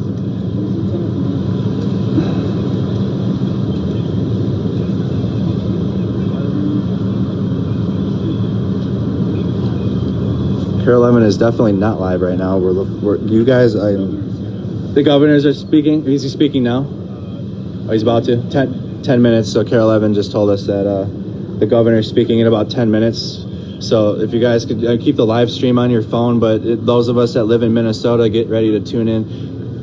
Hey, Kent, what are you guys airing the him speak or what? Do you know who?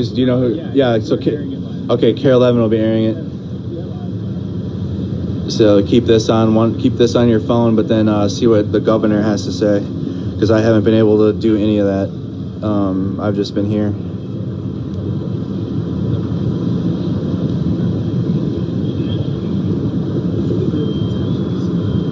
At least they were nice enough to answer my questions. That was nice.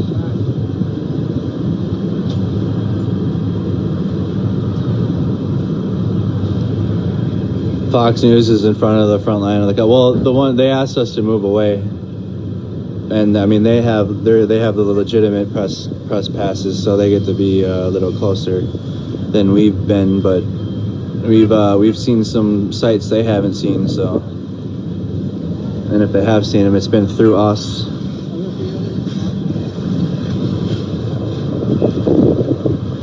Yep, so they said a couple minutes ago, 10 minutes, the governor will be speaking. So make sure the Minnesotans, you guys tune in and see what he has to say about the situation. If you're out of state and are interested in the situation here and want to know what our governor is going to be saying, try to find a channel you can. Carol Evans said that they were going to be airing it live.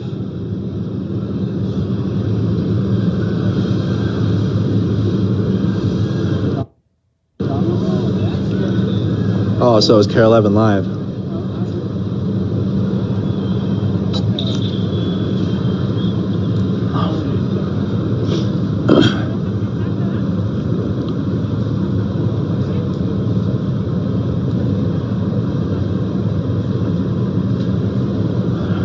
Thank you guys. I'm reading your comments as they come in. We're still monitoring the situation. It's a lot more dangerous, you guys, in the last couple of days. So the up close footage you're probably not going to be able to get of the rioters, because I mean you got the sheriff departments that are just carrying now at this point. Those guys are from the sheriffs, and they got a club, but they're also carrying.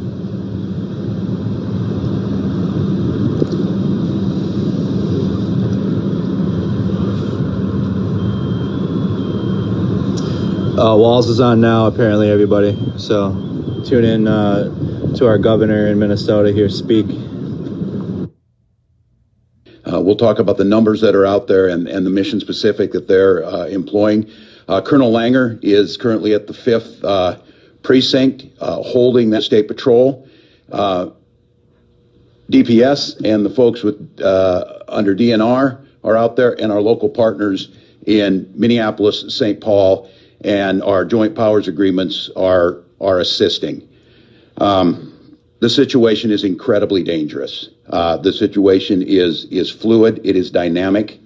I would first of all thank all Minnesotans who chose to protect our cities, who chose to protect their neighbors and stay home. Thank you for that. To all of the first responders who are out there, from firefighters to National Guard to line crews, to utilities workers who are out there to keep us safe. I want to thank you for that. Law enforcement is responding the best they can in this situation. We'll get you all of the numbers that are out there. I want to say, first of all, I myself can fully understand the rage. I spoke this evening to George Floyd's siblings quite extensively. I understand that rage. We've talked about it. We understand what has to happen. What's going on out there right now is not that. The wanton destruction, and specifically of ethnic businesses that took generations to build, are being torn down.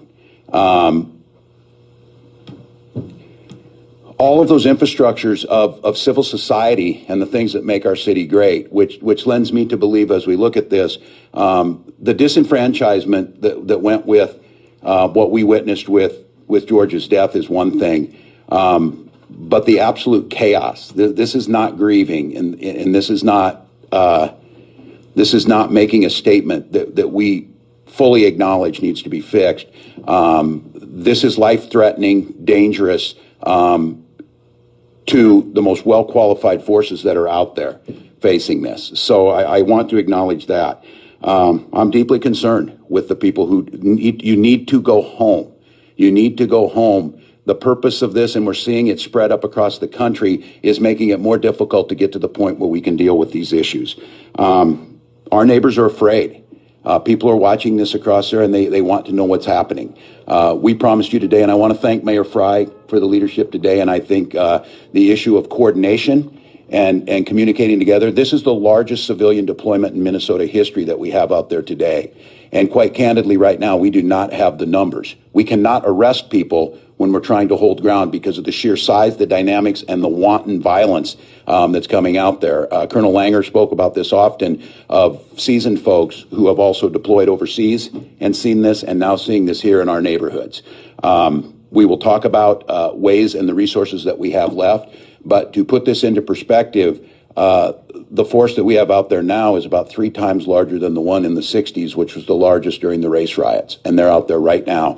And the capacity to be able to do offensive actions, and they're out there doing that, arresting the folks that we can. But as you've seen, there's already shots being fired back at our people.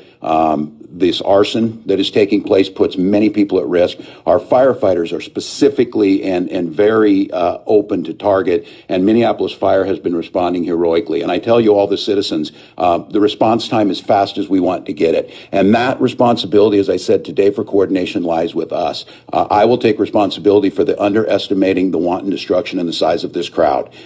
We have deployed a force that I think, as we sat down together and talked about, would have in any other civilian military or civilian police operation worked. But the terrifying thing is to hear people who've seen this, and myself of looking at this, it resembles more of a military operation at times now, as especially ringleaders moving from place to place. So I would ask all of us to, again, go home to protect our assets, understanding that the priority of this mission today and the plan to do it was to deploy the assets that we had, to work in coordination and beef up what we had to do very, very quickly in command and control of those, put a joint force together to first and foremost protect life, followed by protecting property, followed by restoring order. And the issue, as I've said this time and time again, whether it was something that now seems so simple to do stay-at-home orders about COVID, is to try and get the situation under control to protect all those things. But there is a compact that goes in civilized society that you have to have social buy-in. And so with the elements that are out there now, they're stopping semis by blocking roads and then raiding what's in them. This is not about George's death. This is not about inequities that were real. This is about chaos being caused. And so my responsibility on this, and I do want to thank the mayor, executing a plan is very difficult. And I think the frustrations we all feel certainly isn't aimed at the mayor. He's performing admirably and doing everything possible. I accept that responsibility. He's here today asking and calling hourly, where can we move? How do we coordinate? So Mayor Fry, I want to thank you. The same thing with Mayor Carter of executing together. This is an operation that has never been done in Minnesota. The scope of this has now reached globally, or excuse me, across the nation. We were in contact today and had an extensive conversation, General Jensen, Commissioner Harrington and I, with the Secretary of Defense and General Milley, the Chairman of the Joint Chiefs of Staff, to talk about assets and way that we can help to assess the situation as they're seeing it on the ground and to put those things into a plan to operate today. That plan is not changing. Our folks are out there as we speak right now doing this. Our intention is still to do those very same things, protect the lives of Minnesotans, to try and protect as much property as we can and try to restore order on the streets. I have to do that in a way that protects those who are out there doing that, to ask them to go in a forward motion to try and to get some of these people. They are well coordinated. They will flank these groups. They will do everything possible to cause that destruction. So with that being said, I'm going to have Mayor Fry come up. We'll have our folks talk about it, and we'll talk about what the next steps are, because I want to be clear, we're about 72 hours into this. The mayor's quick action of activating the National Guard, I believe, protect as much as we could. I think now, as we think about this and we're this far into this, it seems almost impossible. It was 2 days ago from an activation. We went today of planning tonight for what tomorrow is going to look like, because I think Minnesotans need to recognize, and we clearly recognize this, what you see tonight will replicate tomorrow unless we change something in what we're doing. We changed that today in a way that was unprecedented in the amount of numbers, the execution of the plan, and the quality of the first responders who are out there. You have veterans of combat tours overseas. You have state patrol who are seasoned. You have local police and firefighters who have been doing this for decades and are the best at what they do. They're just not used to doing it where you have wanton destruction. And the challenge that we face and the challenge that the mayor faces is we have to do it with ensuring the safety of those people, ensuring that there are legitimate people who earlier want to try and express their grief. The folks who are out there right now want nothing more than entice into conflict, entice something that sets this off even further, entices our folks to get in a situation where we start to lose life. And so that adds the complexity to it. If it were as simple as just push them and move them back, that would be one thing. They cannot do that. So I want to just reiterate that Minnesotans deserve a plan to try and get this. We need to assess that with all of the tools that we have, with the experience that we've seen in this. We are certainly in contact with our neighboring states and cooperations, as well as the federal government, to think about the best way to do this. The situation tomorrow will be increasingly more difficult because this has spread to other cities in a serious way, which makes the challenge of civil order even that much more difficult. But I do want to and just clarify to my friend and someone who's led in this, and a mayor who should never be put in a position that he was put in, to try and respond. There are a limited number of resources that any city has, and this force that's out there right now bent on this is simply overwhelming what we have on the ground. And so at this point, it becomes more of a hold what we have and do the best we can. So I want to thank you, Mayor Fry. I want to thank you for basically being up for 72 hours and every minute picking up the phone and continuing to adapt to this situation. So, Mayor.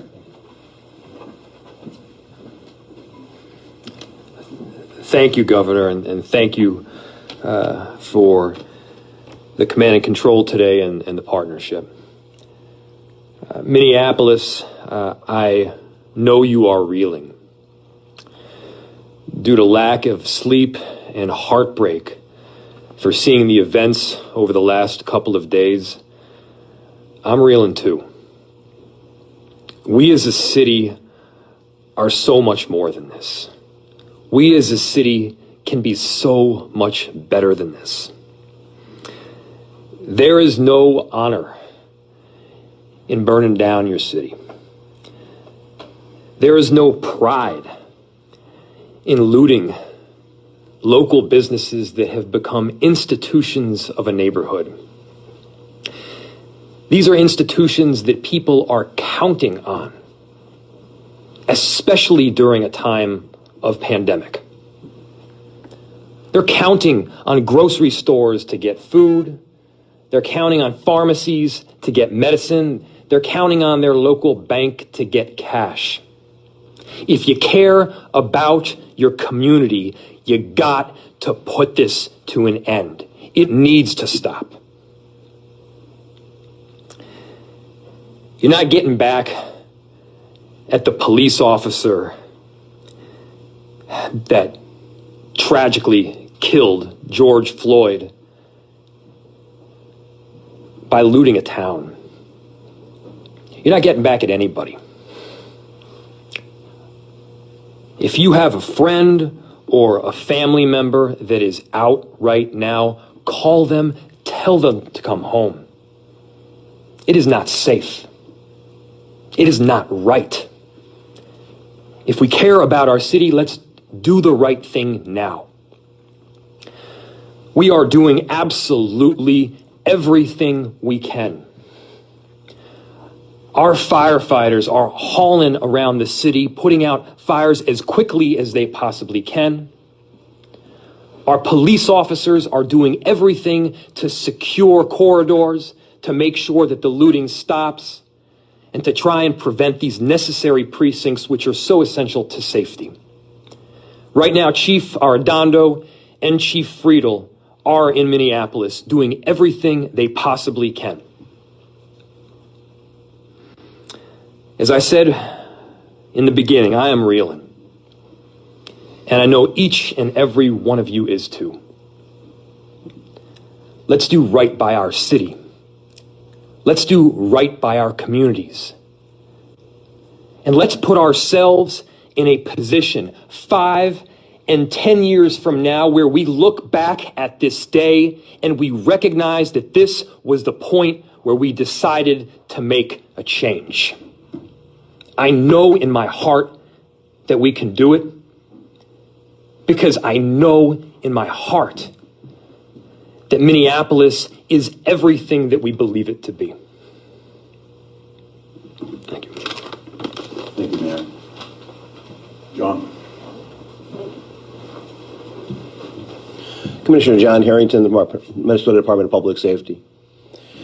Yesterday, we put together a unified command structure and a unified command, bringing together Minneapolis Police Department, St. Paul Police Department, Hennepin County, Ramsey County Sheriff's Departments, Minnesota State Patrol, DNR, and General Jensen's men and women of the Minnesota National Guard.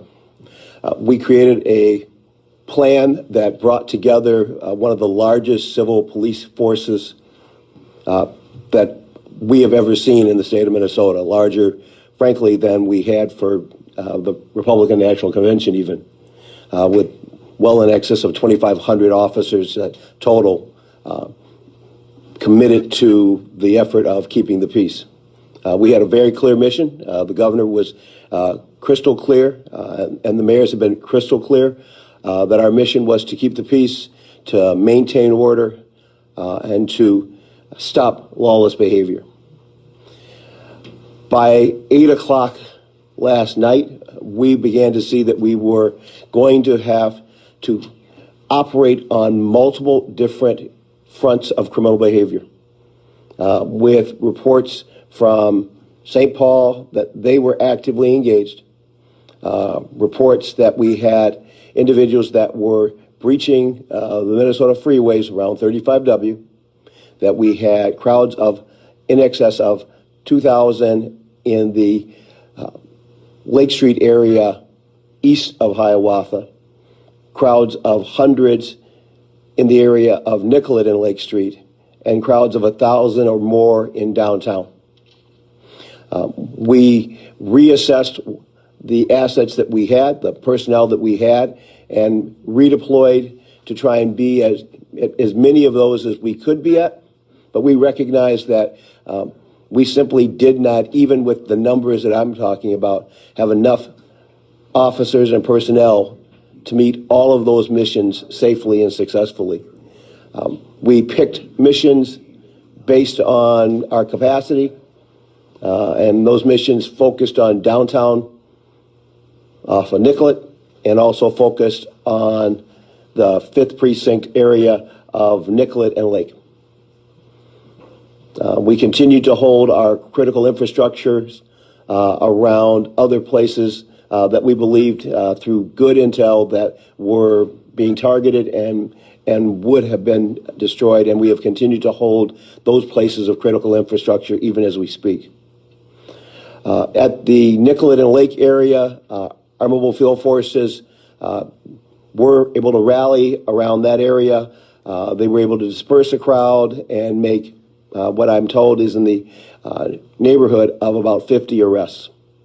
We have a mobile field force of in excess of 300, larger than the mobile field force that we utilized last night to clear the Hiawatha and East Lake Street area, and they have been actively engaged. But the level of resistance that we have seen tonight has increased exponentially. We have had officers shot at. We have had what looks to be like improvised munitions that have been targeted toward the officers. We have had officers injured. And we are continuing to push that crowd on east of Hiawatha with the attempt to try and do what we did last night, which was to move them off of the streets and to restore order there. But we recognize that as we do that, continuing to hold the area at Nicollet and Lake and try and maintain order in downtown, that we will need far more officers and far more National Guard resources than we currently have. We have created a request for the National Guard to substantially increase the number of National Guard officers that would be available. And we have reassessed our strategy in terms of our ability to mobilize mobile field forces that have been effective in moving against what is now an armed and more entrenched group of protesters, and what I would really operate and say more that they are an entrenched group of rioters. We have had officers that have been injured, none seriously at this point, but we have not given up our efforts to try and clear those streets. We will not give up our efforts to clear those streets. We are committed to restoring order in Minneapolis, helping St. Paul maintain order,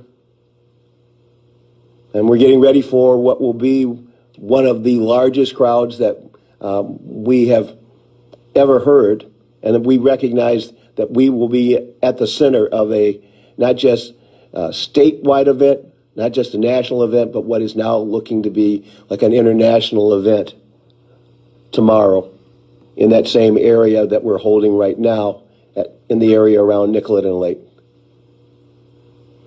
At this time, I'd ask General John Jensen of the Minnesota National Guard to provide his comments.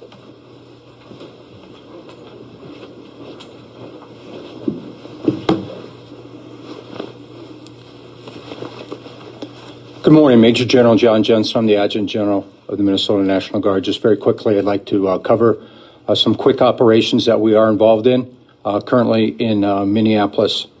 We are currently have escorted and are supporting Minneapolis Fire Department teams on fires: Chicago and Lake and Park, and Nicollet and 31st Street. So we continued our support to the Minneapolis Fire Department that we began yesterday. We also have over 100 soldiers currently at Nicollet Mall between Hyatt Hotel and Grant Street, supporting traffic control points in support of our state highway patrol. This morning at approximately 12:30, I believe, in cooperation and in consultation with Colonel Matt Langer, the commander of the Minnesota State Patrol, the governor authorized the Minnesota National Guard to increase our strength. The initial request was for 1,000 additional soldiers to support the Department of Public Safety and our state highway patrol. Governor Walz and I have looked at different ways that we're going to mobilize this force, and currently what we're going to use are units who would normally report to their normal training this weekend. My belief is that we will exceed the 1,000 mark. As the governor mentioned, this will be the largest deployment inside the state of Minnesota in history. At the conclusion of tomorrow, I believe that we will have over 1,700 soldiers in support of the Department of Public Safety, the city of Minneapolis, and the city of St. Paul. You may have seen or heard that that this evening the president directed the Pentagon to put units of the United States Army on alert to possible operation in Minneapolis. While we were not consulted with as it relates to that, I do believe it's a prudent move to provide other options available for the governor if the governor elects to use those resources. So at this time, Governor completes my comments. Thank you. Thank you, General Jensen. Thank you, Commissioner. The situation now is the movement of those, and I think Minnesotans who maybe don't understand this of the force structure we have. Some of this, of course, classified, but where Minnesota soldiers are deployed overseas and in support of missions, and that is a limited force because the National Guard is what it is in states. And when we talk about calling up the National Guard, it's not like pulling something off a shelf and it's there. This is a human being, citizen soldier who's out there working across the state from Roseau to Winona, and they get called in. They need to gather equipment, make their things, put their things in order, report to their armory, staff up, and start understanding where their mission is. So it is not as easy as it might seem. These deployment levels are reaching deployment levels when we deploy overseas in support of Operation Enduring Freedom and some of those types of operations. So the mission remains the same, to restore order, to protect life and property to the best we can. We are in close coordination other than this move by the White House to do that, and I agree with General Jensen. As I spoke with President Trump the other night, I think it is prudent to have them ready for us to exhaust all resources that we need. And again, General Milley was quite extensive, and we spent quite some time thinking about where those assets are, and they also have to now understand what our federal assets are into an ever-widening situation. an unprecedented threat to our state, a tragedy that was the catalyst for this, that has morphed into something much different. The challenges of protecting people who are wanting destruction is their goal. No regard to life or property, and no sense of civic pride of who we are. That's what these folks are up against in a quite dangerous environment. So I would once again thank Minnesotans who stayed home. Thanks for looking out for one another. Our goal is to do everything that we can to start to restore order and working with our partners on this. And as I said today, once this became a unified command starting last evening, that's the state of Minnesota and with me. With that, Tom? Governor, for the second night in a row, hundreds of thousands or maybe millions of Minnesotans and Americans are watching on television as fires burn, buildings are looted, people of Minneapolis in danger, and they don't see the National Guard. They don't see law enforcement. I know you say they're out there, but people are not seeing them, and they're not hearing from their leaders, and it goes on for hours and hours, and nobody knows what is going on. What can you tell me? Are people just missing it on television? Are we missing? There's simply more of them than us, and the operation is so much broader. We are out there, I can assure you, they are in heated confrontations that are putting folks at risk. We are prioritizing those critical assets, and I know the heartbreak that brings to people when the business that you fought your life for to try and get burns down. That seems like a pretty damn critical asset to you. We're protecting the Federal Reserve. We're protecting those infrastructures downtown. We're protecting power stations and things like that. But they're out there. And as I said, this is the largest single deployment in the state's history. This is certainly not a group that slacks off. These are the best trained in the country. They are war hardened, and they have been out there on many times as far as National Guard and the police that are out there and the firefighters. It's simply that broad. And we have to prioritize. We have to triage. It is a horrible predicament. I can tell you this, Tom.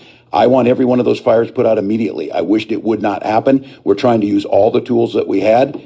Fact of the matter is on this, we asked people, we put a stay-at-home order in, and they don't give one damn about that. And they are out there now to cause as much damage as they can. Our goal is to create the plan that stops us the best we can, to assess, and in this case, assess and bring on those troops. Were you surprised that people seem to completely ignore the 8 o'clock curfew? They did not, for the most part, the people who were causing the destruction didn't give it a second thought.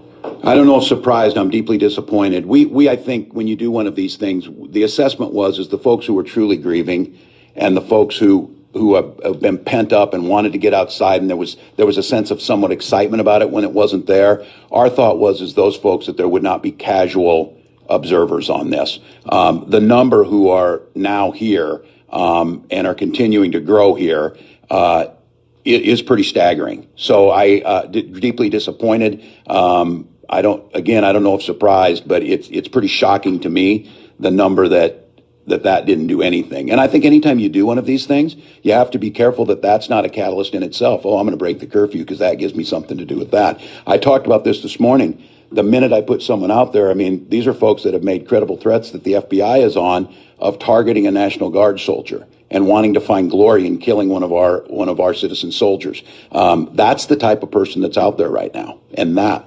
Can you walk us through a timeline? So what was the plan initially? And then if you can address, there were reports, a council member in Minneapolis at one point said the National Guard has been pulled.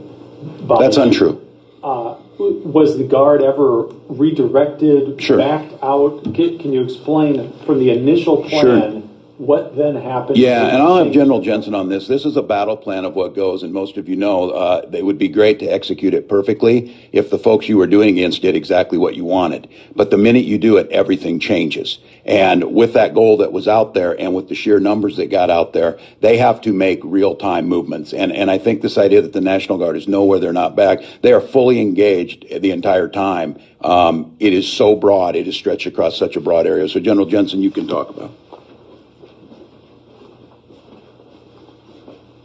So that force that was on Lake Street arrived yesterday morning with the Minnesota State Patrol.